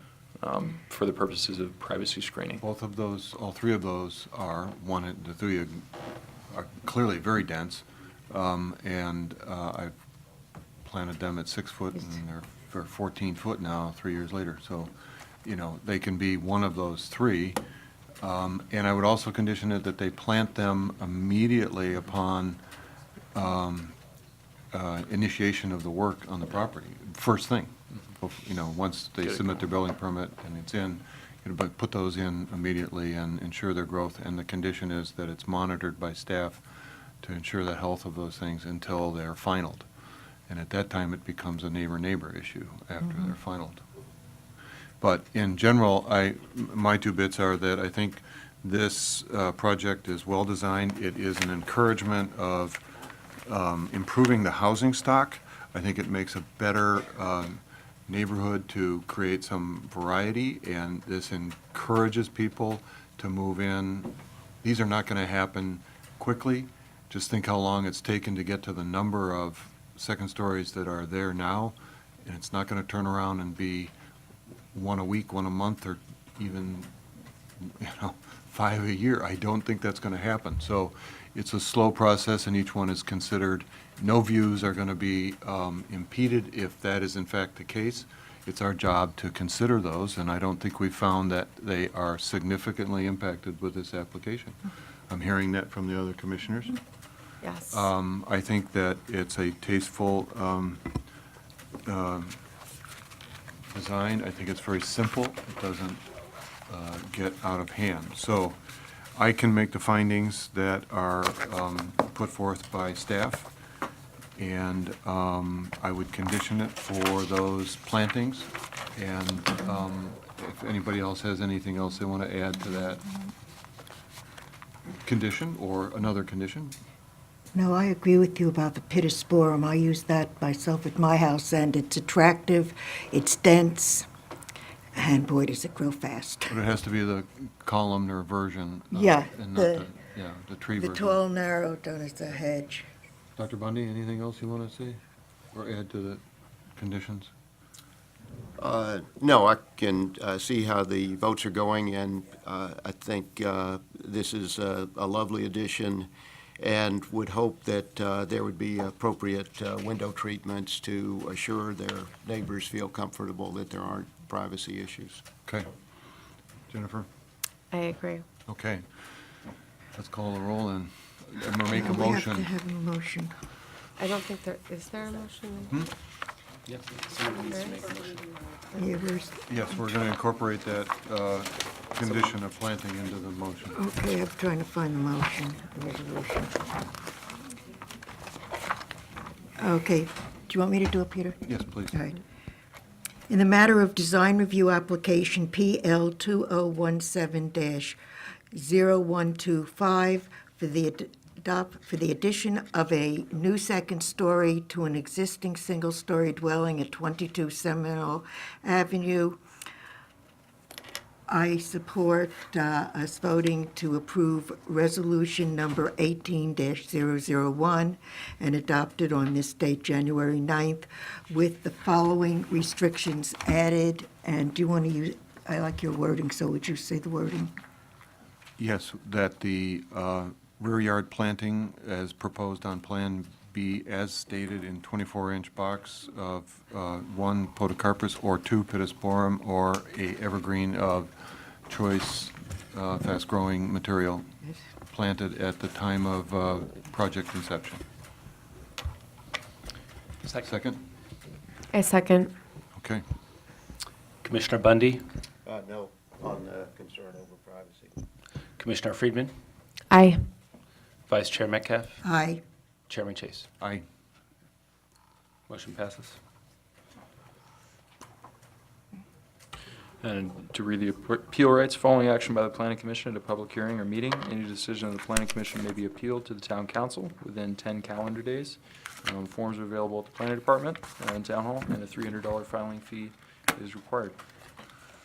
Thank everyone for speaking up. I appreciate it. It's really important for everyone to come out and say what they have to say. We listen, we hear, we consider. That's what we're here to do. So thank you. We'll take a 5-minute break or so before we go on to the next item. Okay, so we're on to the next agenda item, which is a hearing on the general plan housing density amendments. Public hearing for consideration. That would be you, Jane.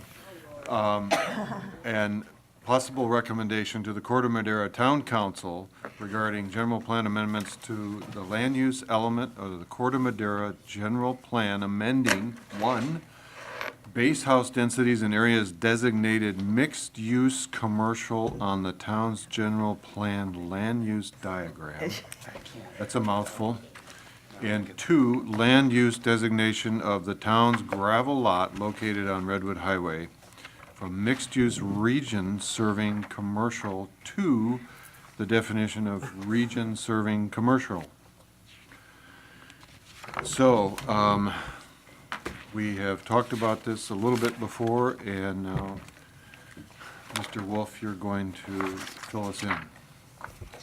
Absolutely. Thank you, Chairman Chase, Commissioners. as you described, what we're here, this item and this public hearing. Staff we've prepared this application for general plan amendments to the land use element of the general plan, as you said, for the commission's consideration and possible recommendation of approval to the town council. This is a required public hearing under under state law and our municipal code. These proposed amendments stem from prior discussions at the town council regarding previous applications that they have reviewed, namely the adoption of the MX1 zoning district when they reviewed that application in 2016, the late fall, and the adoption of the general plan amendment for the gravel lot as part of the Village RH Gallery expansion project, which just happened last month. I'll get into that in a little bit more. There's background as well in the staff report. Staff is recommending that Planning Commission receive Jane's comments, discuss, and ultimately recommend approval of one of the proposed general plan amendments provided in attachment 1 of your staff report. And we have not included a resolution, but this can be done by a motion.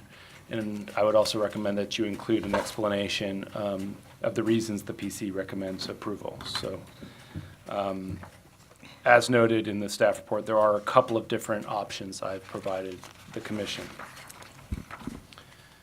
So just to, if I can, let's see, just to get started, is this going to work? No, it's not. It's not going to work. All right, let me clip. Oh, no. Oh. Just trying to. You know, That we need a worked. class on how to work this stuff. I know, unfortunately. So there are two aspects of the proposed, wait, would you went back? There we go. No, I went too far. My goodness. All right. Excuse me. There are two aspects of the proposed general plan amendments.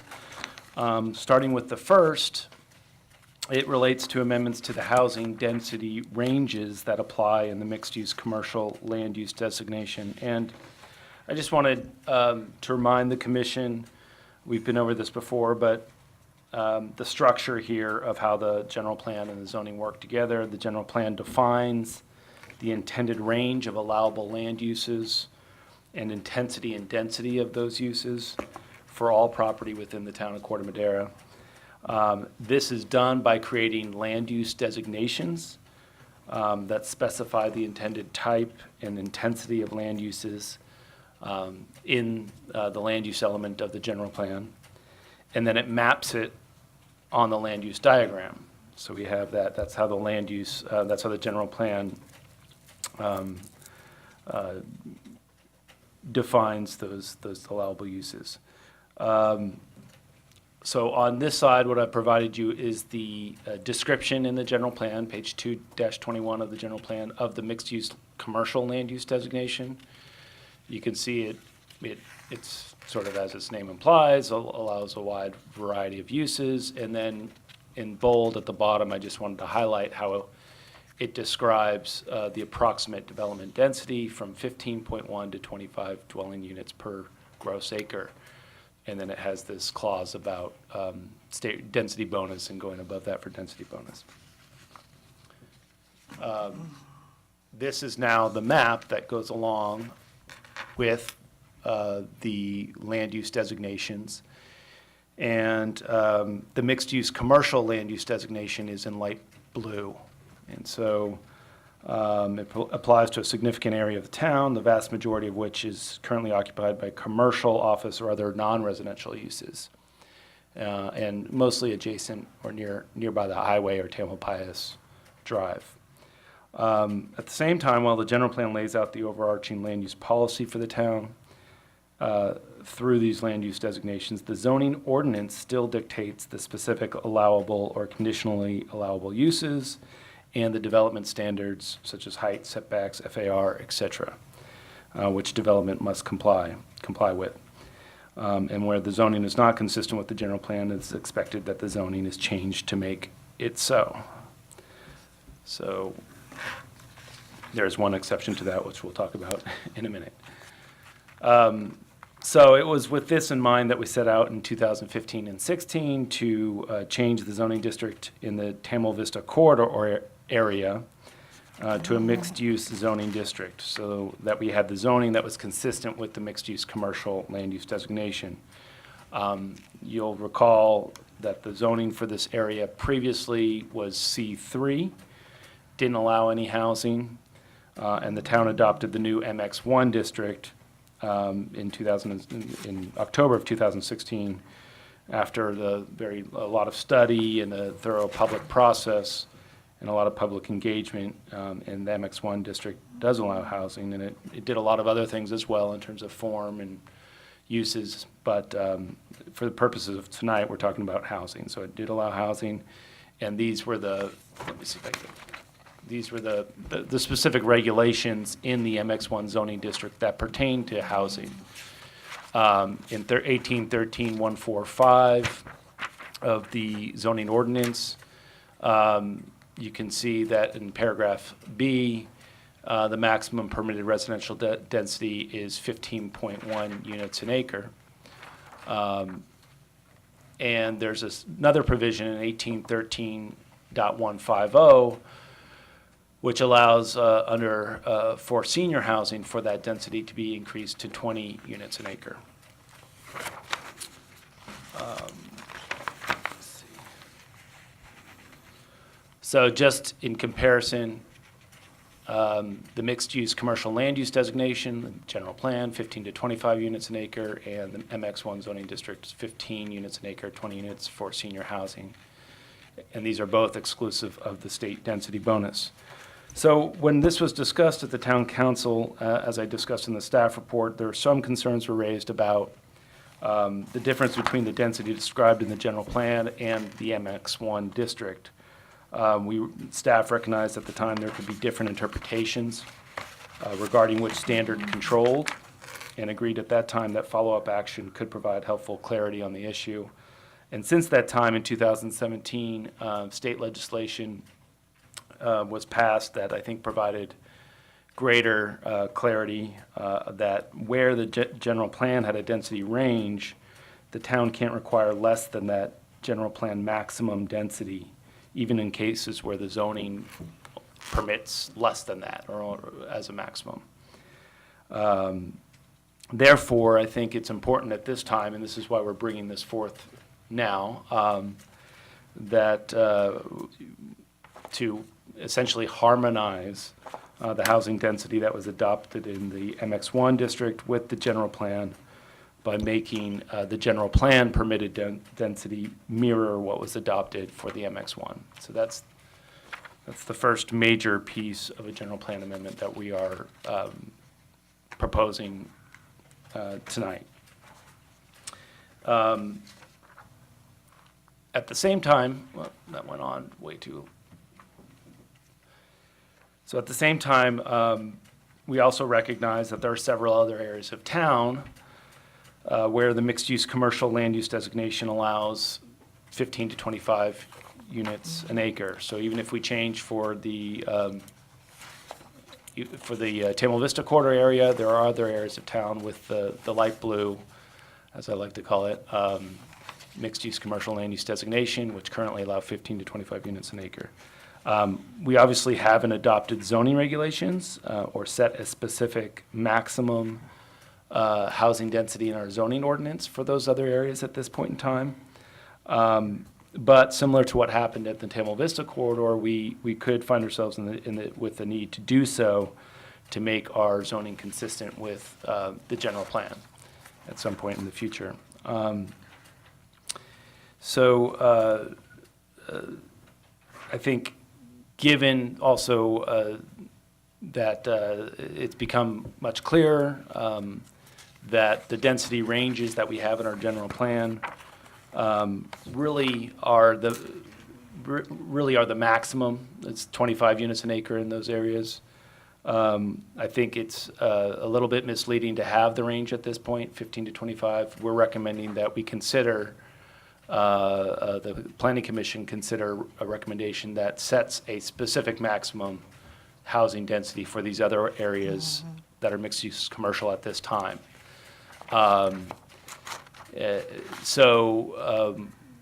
You know, one of the, as it described in the staff report, you know, we did specifically have the intention when we went through the Tamil Vista corridor study of not necessarily doing it once in Tamil Vista and then forgetting about what we did and trying to do these things all over the place.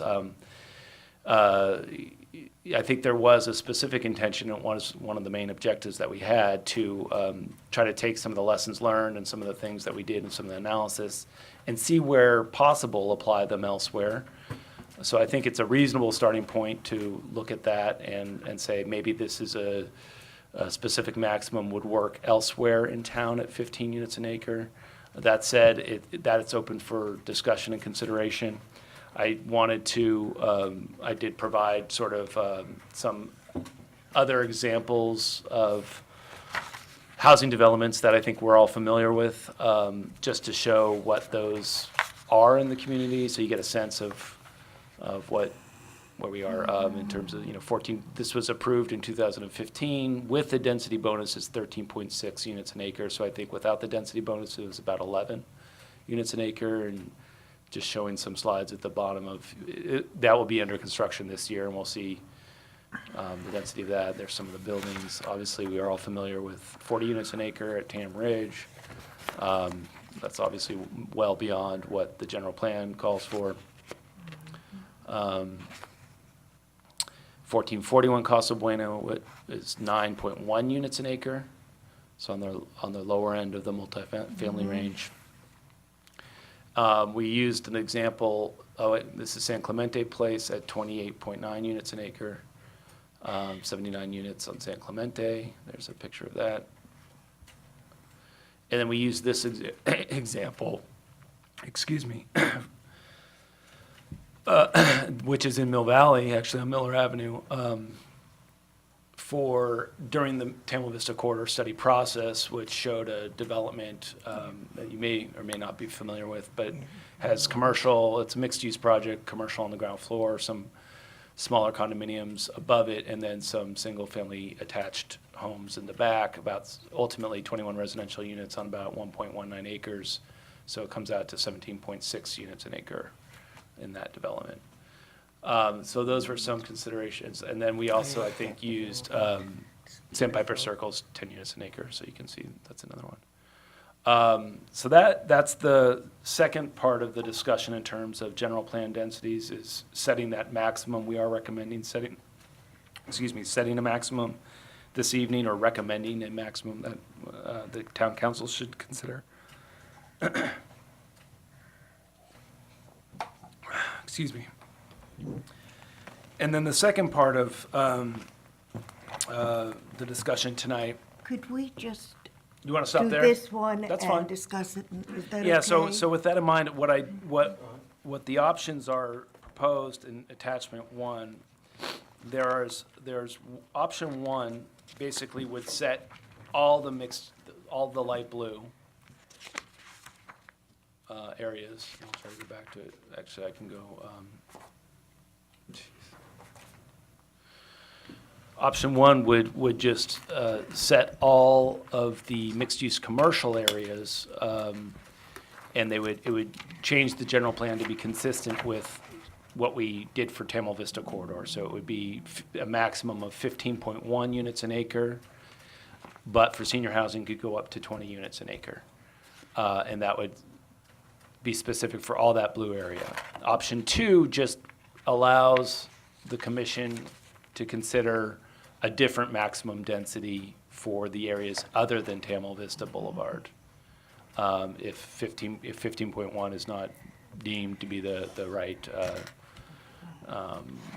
the commission doesn't want to go that direction. So there's a couple of options. I just wanted to have both of those there available, so you can see there's somewhat of a rewrite that needs to happen depending on the recommendation of the commission. So there's a couple options to consider. Obviously, I think the first way is, as I mentioned, there's some analysis was done. There's some with Tamil Vista corridor, that is sort of the easiest route to go, would be to sort of take what was done there and move it to the other areas, but there's other options as well. So with that said, happy to answer questions, talk, have a discussion, and I guess we'll open it to, we'll have the questions on this, and then go to the gravel lot, and then go to public comment. Okay. Public comment. Yeah, since we have a representative of Tam Ridge here, Yes. Publicity Committee, I think we'll go to her. Maybe. Question. Phyllis, questions about this Yes. to staff, please, at this time? I remember us having a lot of discussion, and then it going to the council for a lot of discussion, about changing the floor area ratio to .40. Yes. Now, your first option, option 1, relates only to up to .34. Option 2, in the second from the bottom paragraph, discussing the FAR, talks about .34 for non-residential use and up to .40 for mixed-use development with residential uses, et cetera.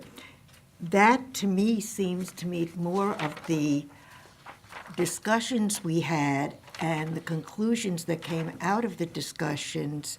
You know, votes weren't taken, but conclusions that were reached in both the Planning Commission and at the City Council. I mean, there was a lot of questioning done, especially at the council, that hadn't gone through all the stuff we had. And I hate to see that get lost, because I think it was a very important part of what we're trying to do. No, absolutely, and I think that's a very good point. So one of the reasons why you see the difference is because in the option 2, what we've done is create a new general plan land use designation, calling it mixed-use highway commercial, for example. That would only apply to the Tamil Vista corridor area. So you're right, there the specificity in terms of .40 for that's basically mirrors the zoning resolution there in terms of the MX1 district, in terms of what was adopted. Now, But the since- question of, let me just try to finish. Yeah. I think what you're getting at is why isn't that applied in option 1 to all the other areas of town? And I will say one of the reasons was because the specific issue that we were trying to address with this particular general plan amendment was to essentially get rid of this density range that we felt was misleading.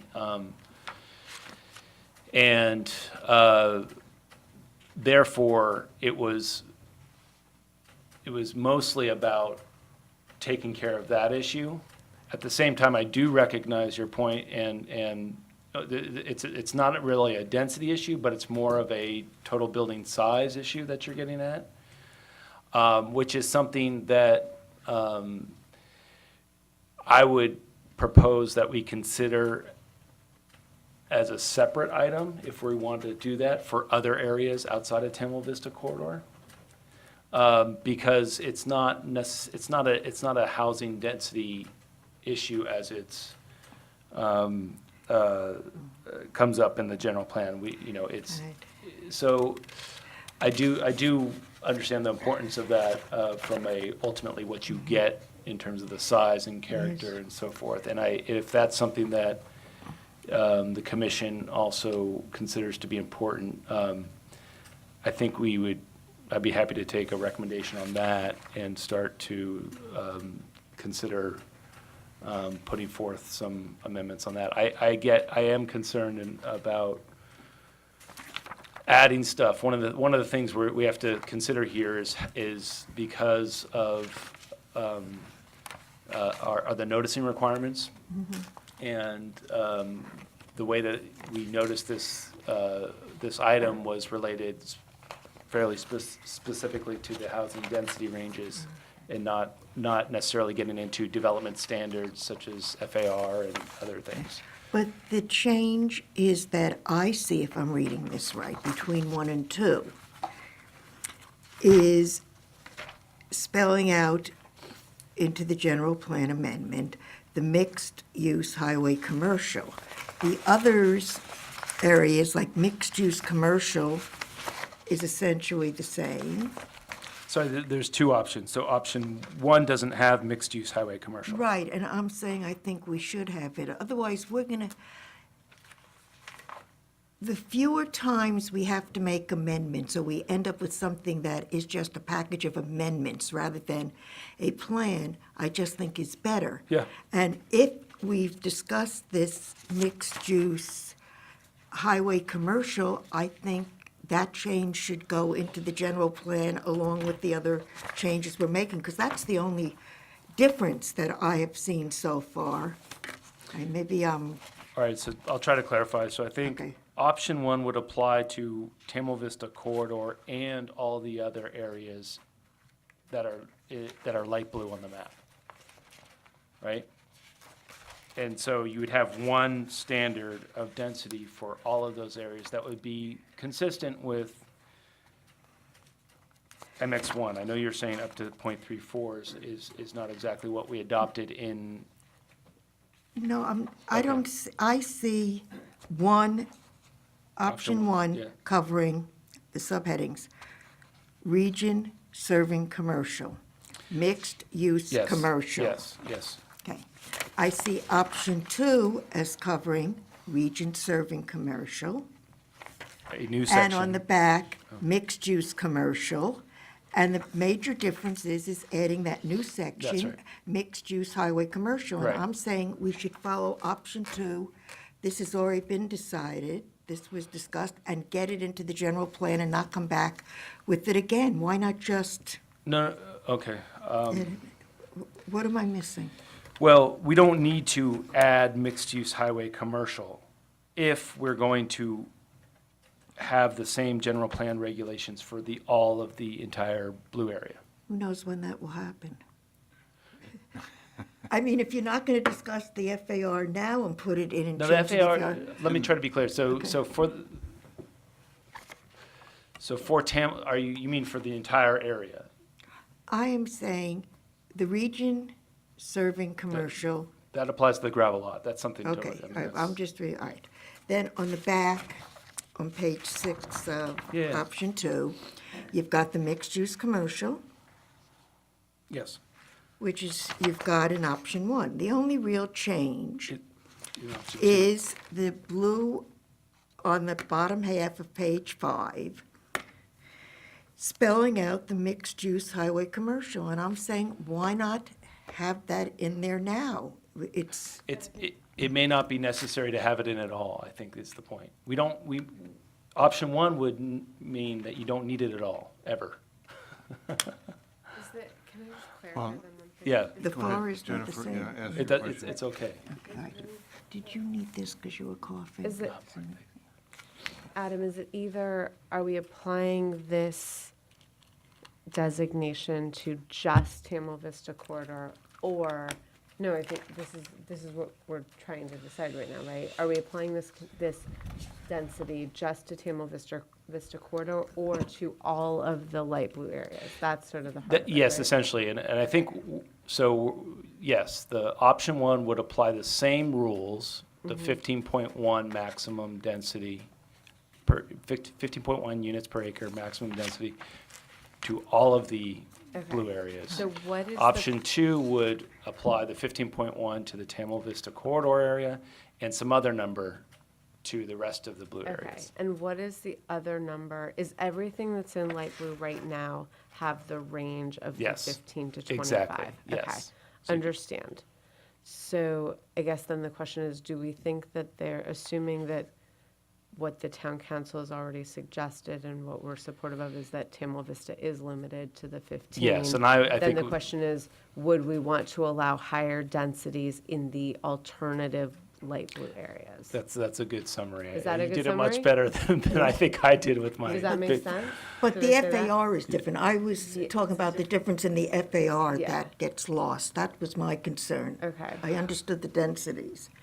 Right, and I understand what you're saying, but I will say the FAR of 4.40 is in the zoning that is consistent with this, and it would apply only to Tamil Vista Corridor. We're not proposing an FAR for the rest of the areas at this point. Although I can understand the recommendation, as I said, to do that and to come back and So think in the about it. case that someone came in and wanted a higher, sorry, go ahead.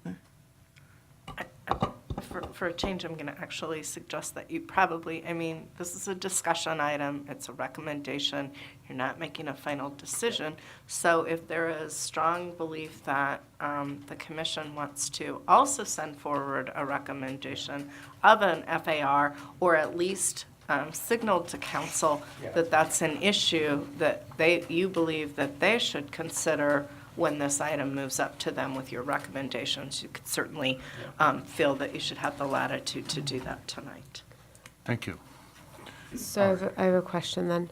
So if let's just say that we did apply and say the density on all of these light blue areas is going to be 15 units per acre, then if someone came in and wanted to do a project that was more dense, it would require a variance. It would require changing the general plan. Okay. So for technical purposes, just to clarify, And it would require a general plan amendment. Okay. That application wouldn't have a variance, that's for a specific But lot, but it would have a general plan amendment most likely. Okay. But I should note, I mean, also, remember, these are base densities exclusive of density bonuses, so. anyways, but yeah. Okay. Is there, and this is just, I'm curious, are there any current projects in those other light blue areas that have higher densities?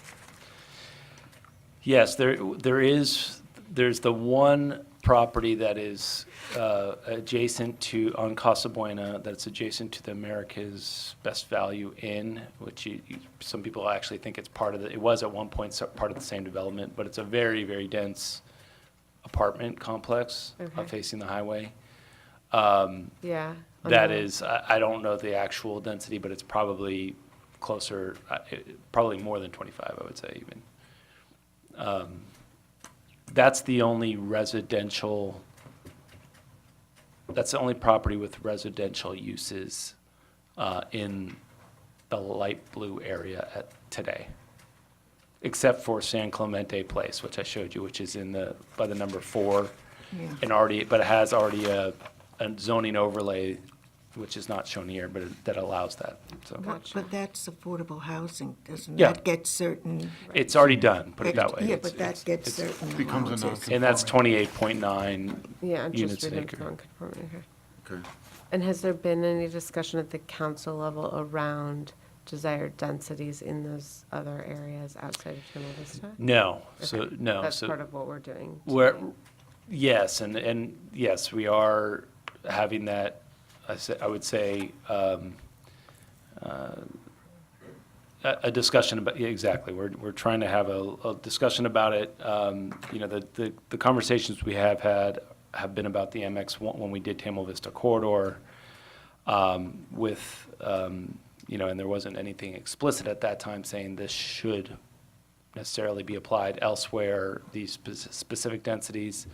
But as a general goal, we were hoping to take some of those analyses and lessons learned and sort of the public outreach and maybe apply those elsewhere to other areas that are mixed-use commercial as well, the light blue.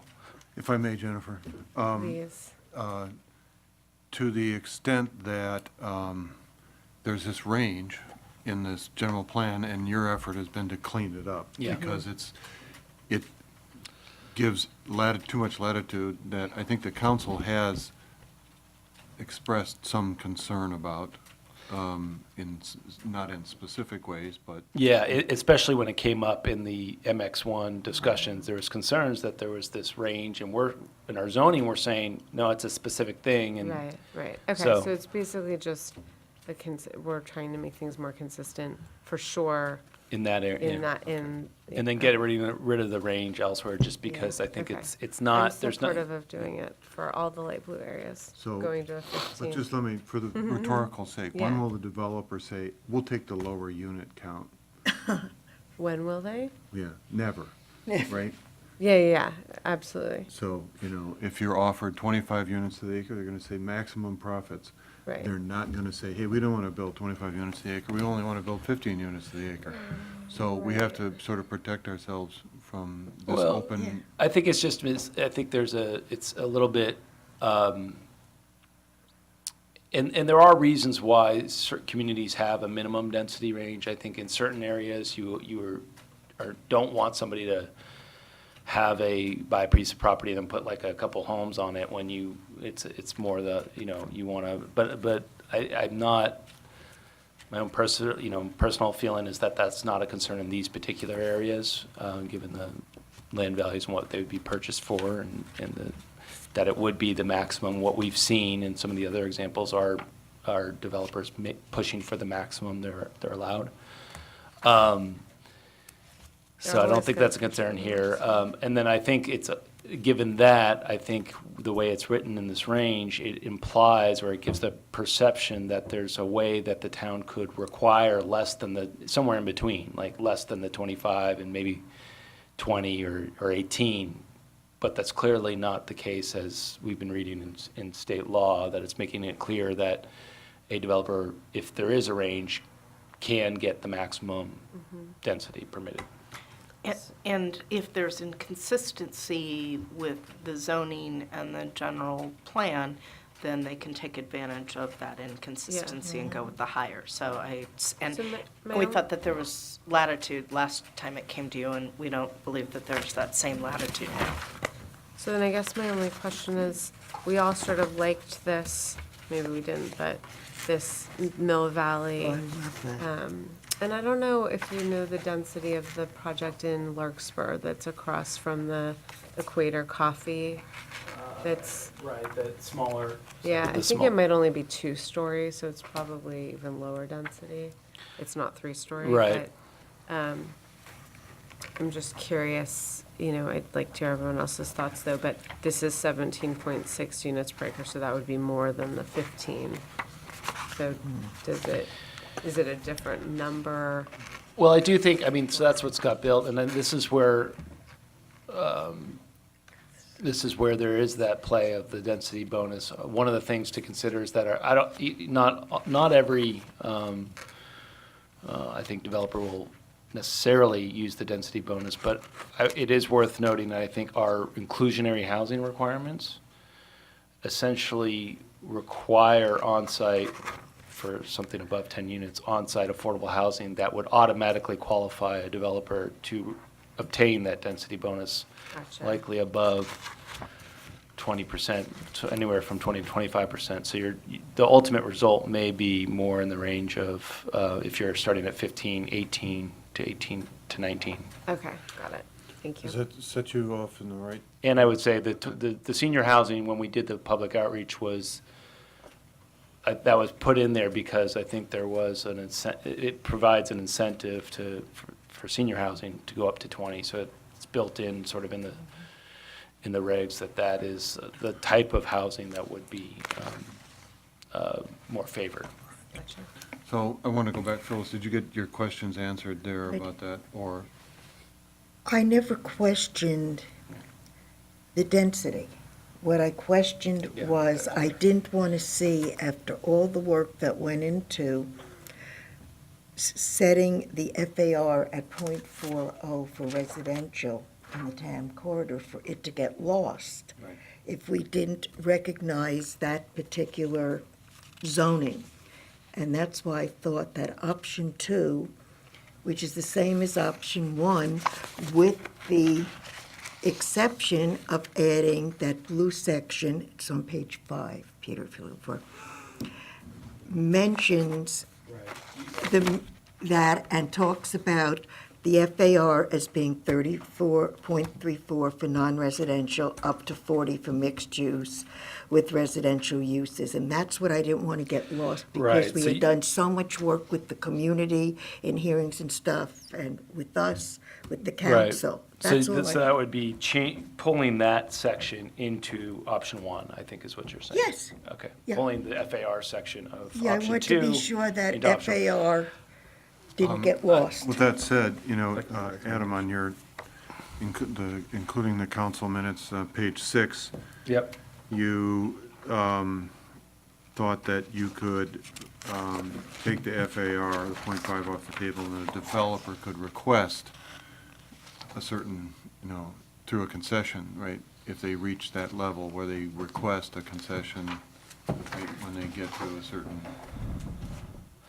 Yeah, and this is getting into the realm of somewhat speculation, but once you're into the density bonus and you're providing those affordable housing units as required by state law for the density bonus, then you are able to ask for concession provided that it's needed to make basically the project work for the levels of affordability that would be required. So theoretically, if you consider, and this is where why it wasn't, the FAR wasn't pulled in here, was because the FAR is, in essence, a development standard. It is not density, it is an intensity calculation, but it's also a development standard in terms of maximum building envelope and so on, in terms of the total amount of square footage you can fit on a site. So from that perspective, I found, and it's maybe upon reflection, it would have been good to stick it in the beginning, but it is a development standard that theoretically could be requested as a concession in that instance. Judith?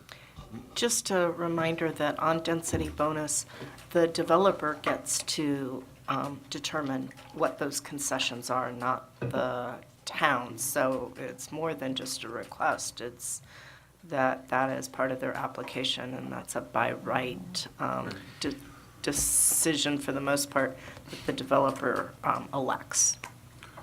So, and I just want to point out, in listening or thinking about the point, whatever FAR, is that does it presuppose the configuration of a project or the possibility of a development configuration, right? So that limits, if we said it has to be this, maybe a developer says, well, I can't really make it work that way, So is it too much to stick in as you say, a development standard into the general plan, or?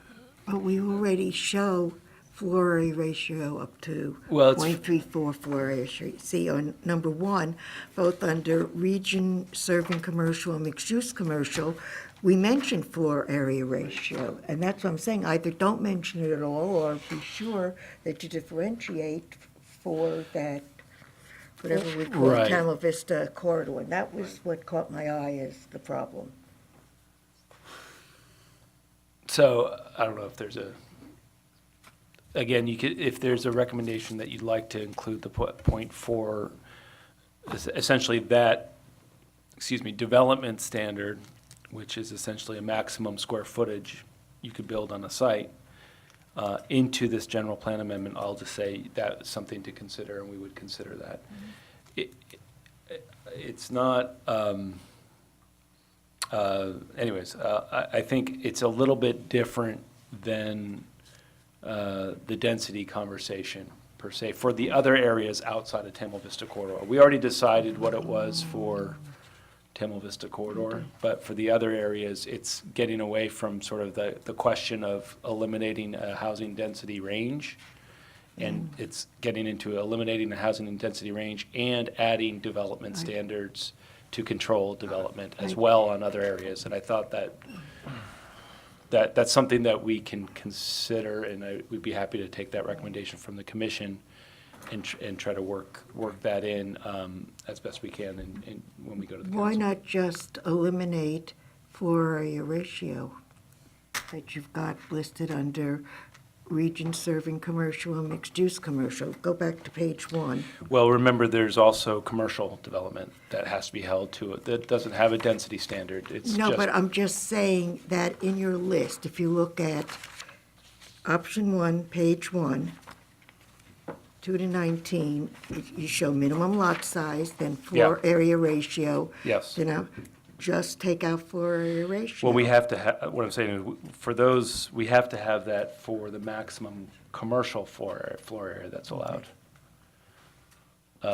And that's generally the way our general plan has generally worked is that it will set in these land use designations, it will set a floor area ratio for commercial development or non-residential development, and then it will set an approximate development density for residential development. And I probably should have followed that maybe on my option 2 and just left it at what it was without getting into the up to 0.40 for mixed-use development with residential uses, but I didn't, and so I think that caused some confusion.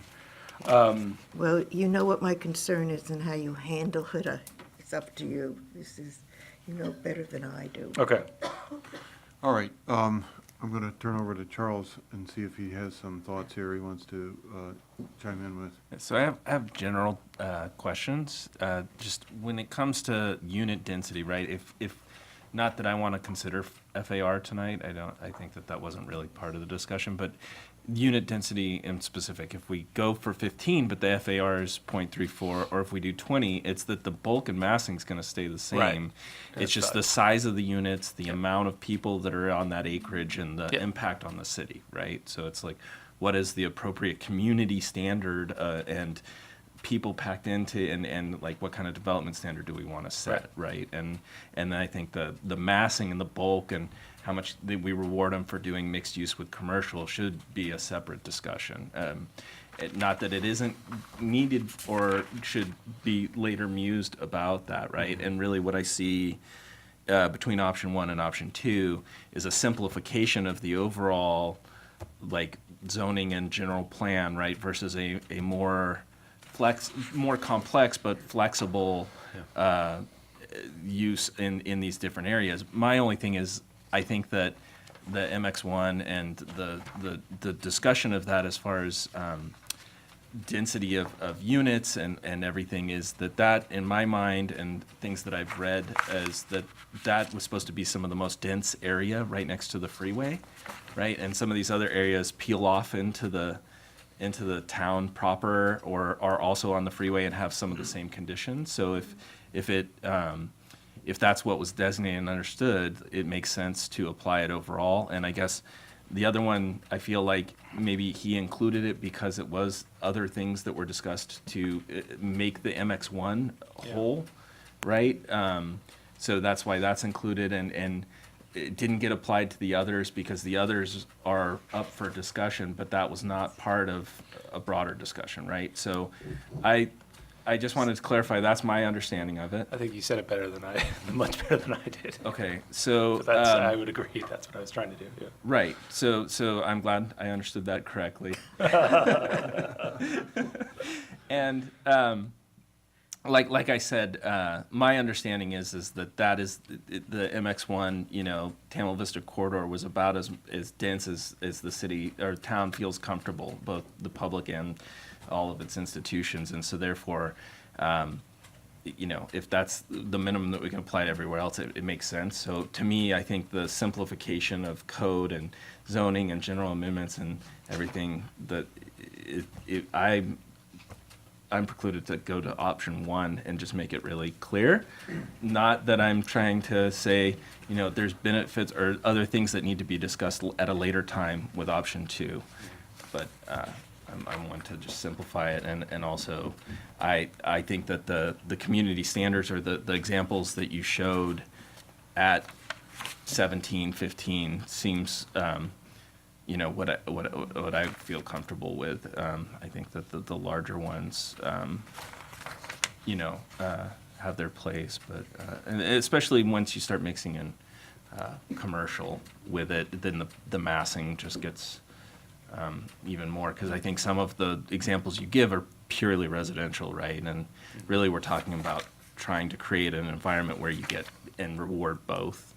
So maybe there's more incentivization for a true mixed use through discussions of FAR in the future or something like that. But to me, I'm for adopting option 1 and setting that standard for all the other blue areas. My only question is, so areas 4, 3, 1 are designated is that blue? Because of the screen, it looks a little bit dark. Is yeah, it the same? It's the same. Okay, and then also because those have black outlines and there are other overlays that are Yes. included with them. I just wanted clarification that we're making a decision on that area as well. The light blue. Yeah, absolutely. No, we are. Okay. That's currently I think the Restoration Hardware offices, or not offices, but their gallery type thing. Right. Well, you know, Yeah. Google and all those are Yeah. example. You know, headquarters and housing are starting to become one and the same. So. All right, Dr. Bundy. I think that from attending some of the council meetings and understanding their concerns, I think what you put together on option one is good, and I support that. Say something else, Bob. No, just kidding. So I think that while I like the verbiage that you've added for option two, I'm perfectly content to live with option one. You know, it is simple and straightforward. I like the verbiage that we sort of used with the MX in the corridor, right, that you put into option two. Right? The point forward, actually including FAR. Yeah. Yeah. Okay. You know, I like that, that verbiage. I think it's explicit enough, and it also encourages people to read what the town wants in those areas. With the paragraph you've got there, it does a little more, in my opinion, just to state what the intent is, right? Mm-hmm. So, and did you have to drop the lot size for that purpose from 20 to 15 because of blue lots, or? You know, what I think that is actually what we had. I'm trying to recall if there was a specific MX1 zoning district standard, but you know what, it may. You're talking about an option two, right? When Yeah, 15. right. No.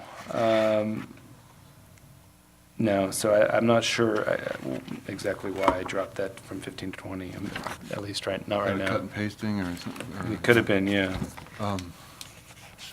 We have no high-density residential left on the roadmap, right? You mean, On the general land use diagram, there's no high-density residential remaining. no, that was actually, so that was, that only refers to the Robin Drive Preserve area, I believe. Oh, no, it's the pink, it's the Warnham Drive, sorry. It's the Warnham. Wasn't that the one that was discussed for Yes, that's in future our housing. affordable Yeah, housing? that's right. Possible Yep, future that's the affordable only one. housing. Sorry, the other one, the Robin Drive was the medium. Oh, I couldn't see it there. Medium Mike. density residential. It's like one It's area. along the bike path there, right? Right. Yes. What is Tam Ridges? Why is it a different color? It had its own general plan designation and zoning district, overlay district. Yeah, they've killed those people that. Yeah, but one of the Doesn't guys even who have- it's wrote not even the on the letter legend. against It was called 22 Gateway. Seminoles. Never happened again. Job for staff It's did. it's not a Did useful you see diagram that? anymore And the to guy say, goes, talk It's about all what that is. It is in the, it's, What yeah, about it's the very properties bottom on the right visited? column. That's the legend thing, Right. but it doesn't read the same. Okay. So, all right. You know, I'm hearing that there seems to be a general consensus for option one. But I do want to ask for public comment before we go any further. Should we open it up? Yes. Second pack. Can I bring the mic? We still have, Yes, you want to show the TV audience you're wearing what has just been declared the color of the year by the Color Council. Purple is the color of the year for paint and everything. Well, Phil, are you open to handing the microphone to Jane? Yes, I talk about this. Oh, boy. I want to ask you a question about this, because frankly, you know, you guys think I'm really smart about all this. I'm not, I don't know what you're talking about, number one.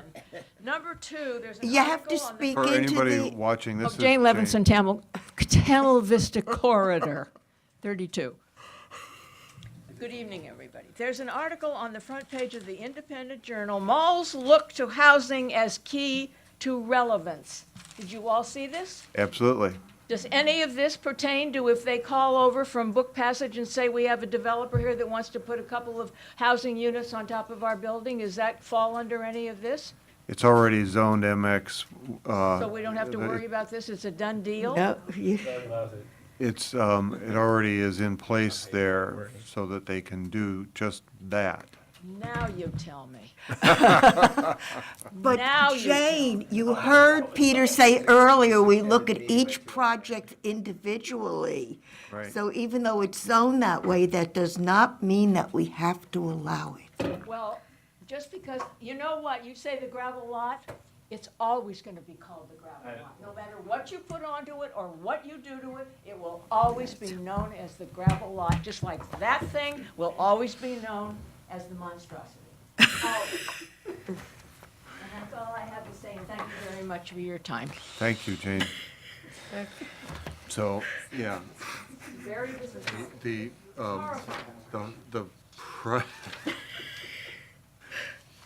I won't go into the history, but Yeah. In any case, that said, I think that somebody can make a motion here Well- to, go ahead. Well, just to get to the gravel lot part of this discussion. We haven't done part two yet.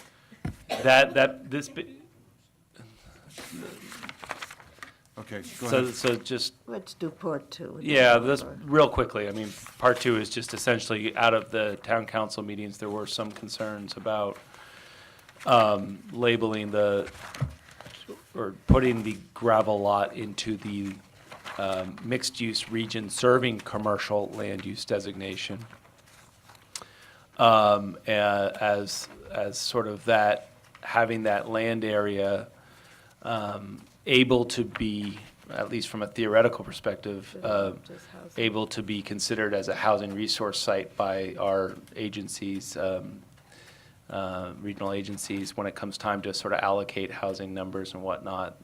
When in fact, as we know, it's, per the agreements and whatnot, could never be, it's not proposed for housing, it could be housing, but nevertheless, the perception and the perceived risk, it was requested that staff come back and look at changing that to the red color, which is region serving commercial, which wouldn't have any impact or effect on the approvals that were granted, but would, I think, merely just change it to a general plan land use designation that would not have housing in it.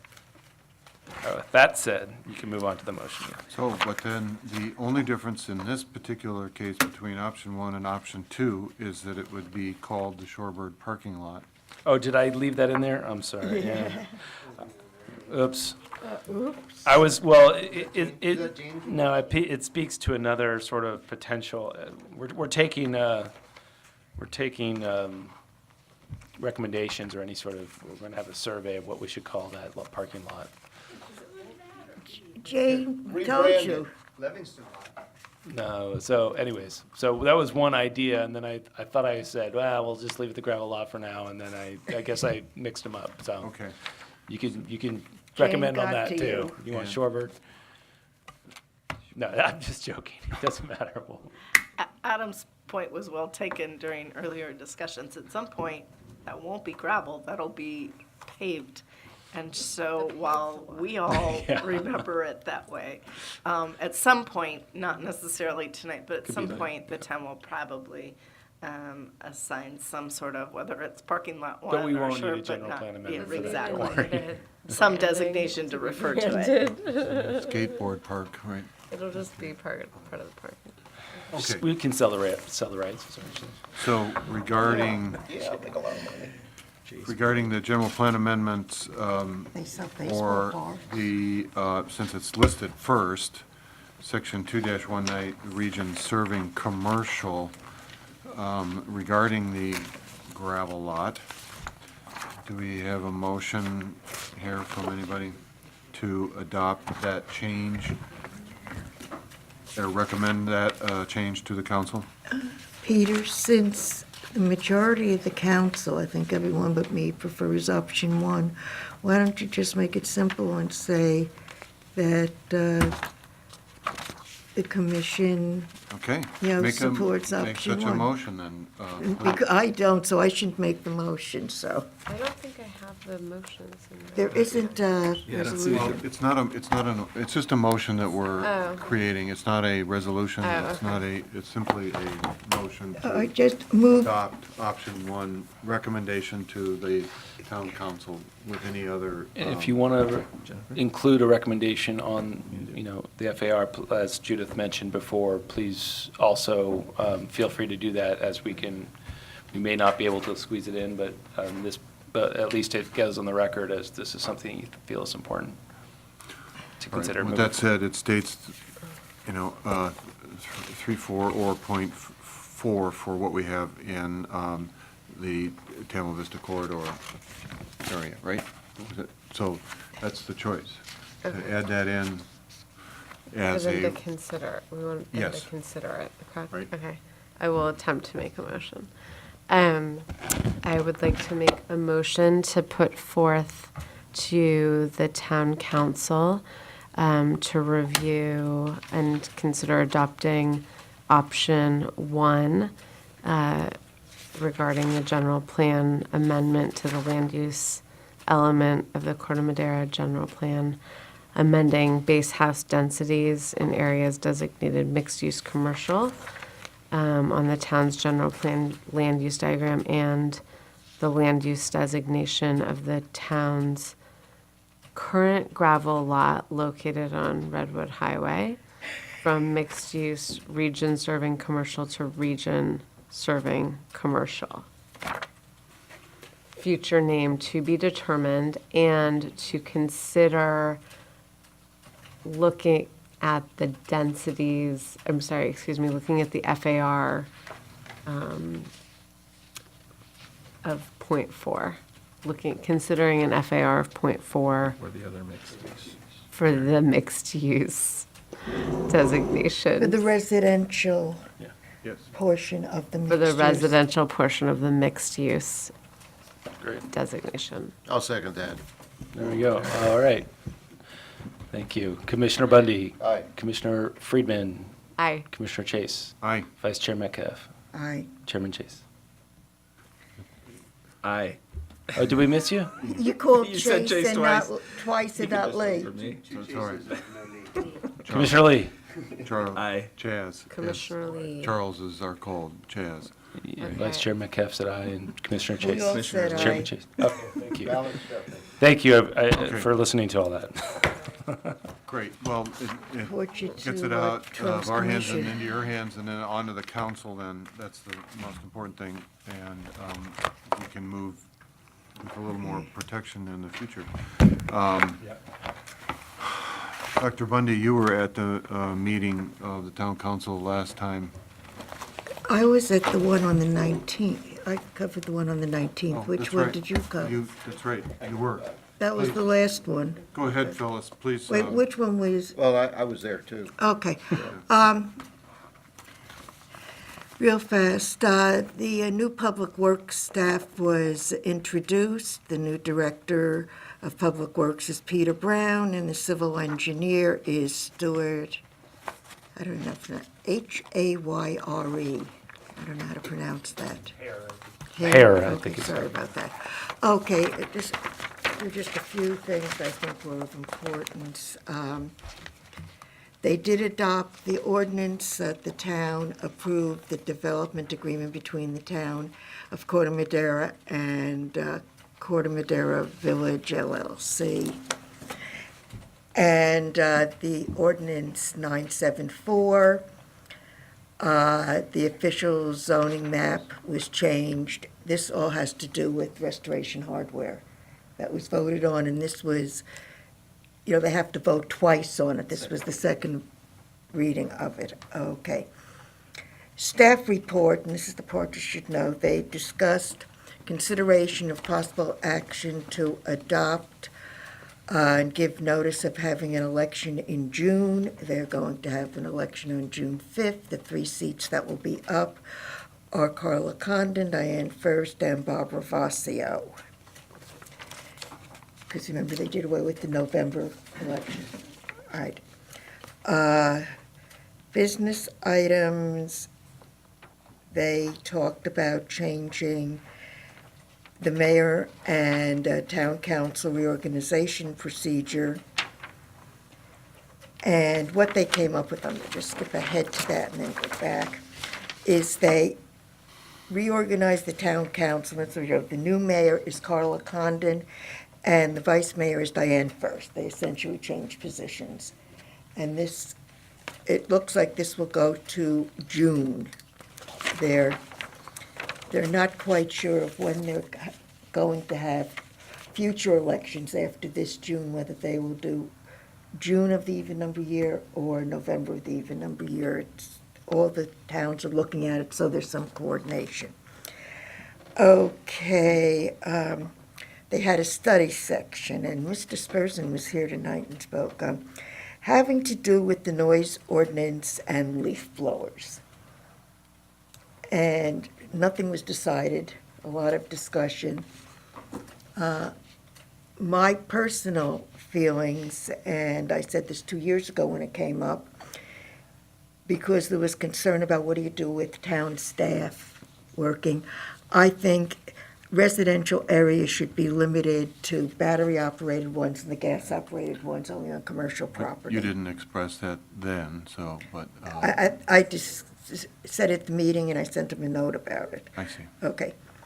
They had a discussion regarding pension stabilization trust, and they're considering possible action on what to do, and I think it's a never-ending problem that no one's going to work out.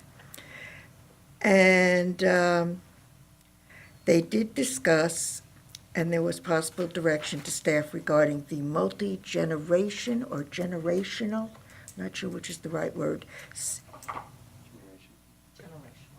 Generational. Okay, he's saying generation, the same generation. Well, the center, something that Patty Stolier and Carla Condon are working on, there is going to be a room on the side of Community Center towards, on the right-hand side by Cafe Verde, there's some offices. It's going to be made into a multi-generational center that will have events and stuff going for everything from teenagers up to seniors.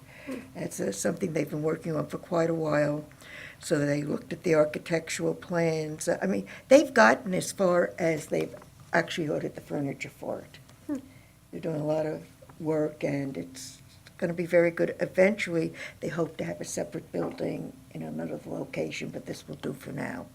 And that's pretty much what happened, unless you've got something to add, Bob.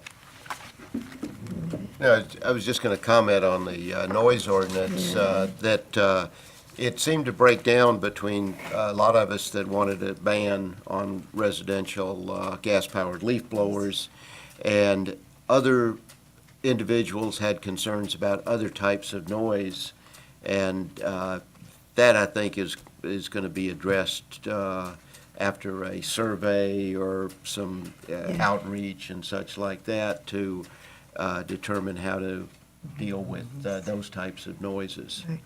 Also, there was talk about coordination with the other two towns that the police force covers, Larkspur and San Anselmo, so at least the rules will be the same for when the police are called. They're not looking, oh, which jurisdiction is it? Can I ask a question? So when they analyzed whether gas or battery-powered blowers, what the difference in that decision would be, did they do a decibel study or talk about what the difference between those would be? That's not part of the discussion, is it? Right. No. In part, the issue with the gas-powered was related to greenhouse gases and particulate matter generated by the two-stroke motors. And so it wasn't a strict decibel discussion. Right. And so is that also for then lawnmowers and other lawn equipment? It's just Blowers. gas-powered leaf blowers. Okay. And that seems to be the This issue. is what's been done in other towns. Yeah. They haven't gotten into the other Yeah. two-stroke. Don't want to get too far off. Apparently, the This is- LED batteries are powerful enough that they can work, very well. Yeah, what? We're Thank getting you. off Sorry. Back on track. We're getting off the track here, so Lithium-ion batteries. Lithium is that one? Right. we won't get into a discussion of what works better than the other. So that's really all that we have to say about the town Yeah. council, right? As I say, they looked at it 2 years ago, and they're still looking at it Right. 2 years later. Okay, so Jane's that laughing, it's said, true. anybody else have anything of import? Otherwise, I'll ask Adam what he wants to tell us. Adam, what would you like to tell us? Just very brief. I will say, I think Commissioner Bundy, myself, and Phil all attended the Sonoma State Planning Commissioners Conference. And some interesting panels, especially the one on the response to the fires. There was the Community Development Director of Sonoma, Napa, and Santa Rosa, and what they were doing in response, including really opening up the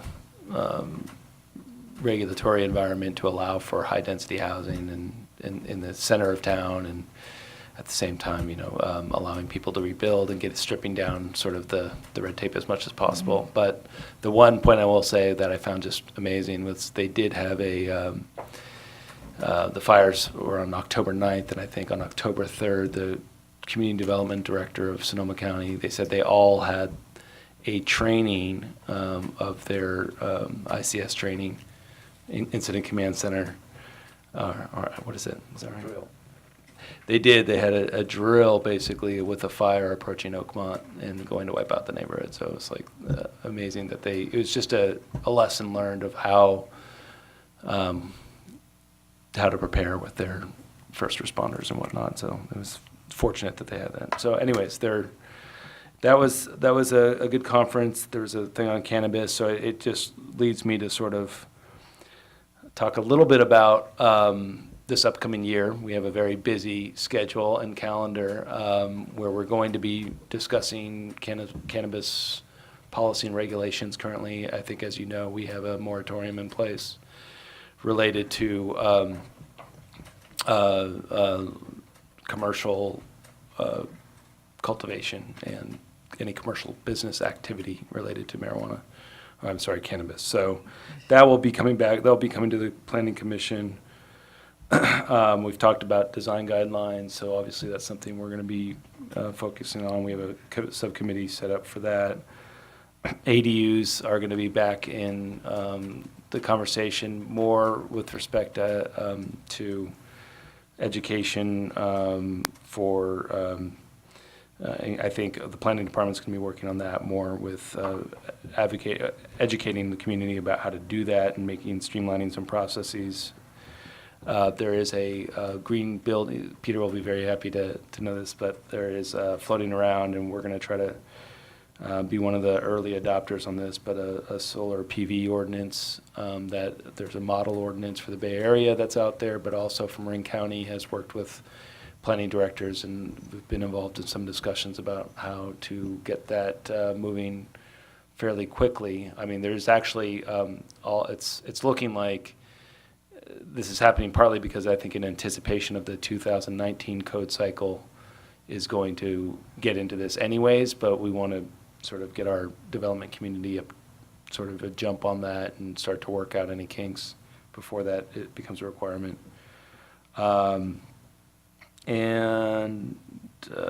Obviously, we talked about some other things with housing related. This is going to be an ongoing, I think, conversation throughout the year, our general plan housing policies, and some changes there potentially. So anyways, just a preview, but year's off to a good start. So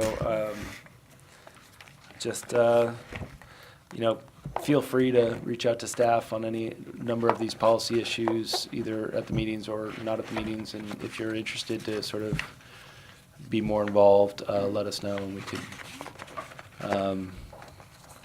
could talk about committees or whatnot or anything else. All right, thank you. Sure. We have nothing really to say about the proposed agenda, so then we would go into getting some minutes off the table here, if we might. to the October 10th meeting minutes.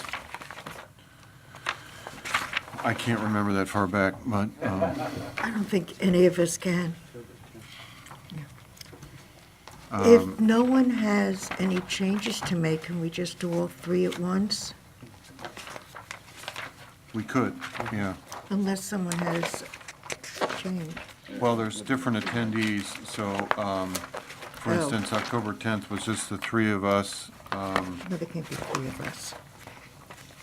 or four of us. Okay. Jennifer was out, I won't vote on that one. so, and then the 14th was all of us, and the 12th was all of us. Okay. All right, So- so why don't I move the minutes of October 10th as written? Second. Aye. All in favor? Aye. I will move the planning commission meeting minutes of November 14th and, what was that last one? December 12th. December 12th. Second. All in favor? Aye. Aye. Unanimous. All right, with that said, We have December 12th? Did we do Yes, that? Oh, we you did did that? both of All them right. together, because we're all here. And just for clarification, the vote on the first one of October 10th when. I abstain. So it was 4 with 1 Re- abstention? Yes. Yeah. yes, correct. Jennifer Friedman is abstaining. Move to adjourn, so moved. Okay. Aye.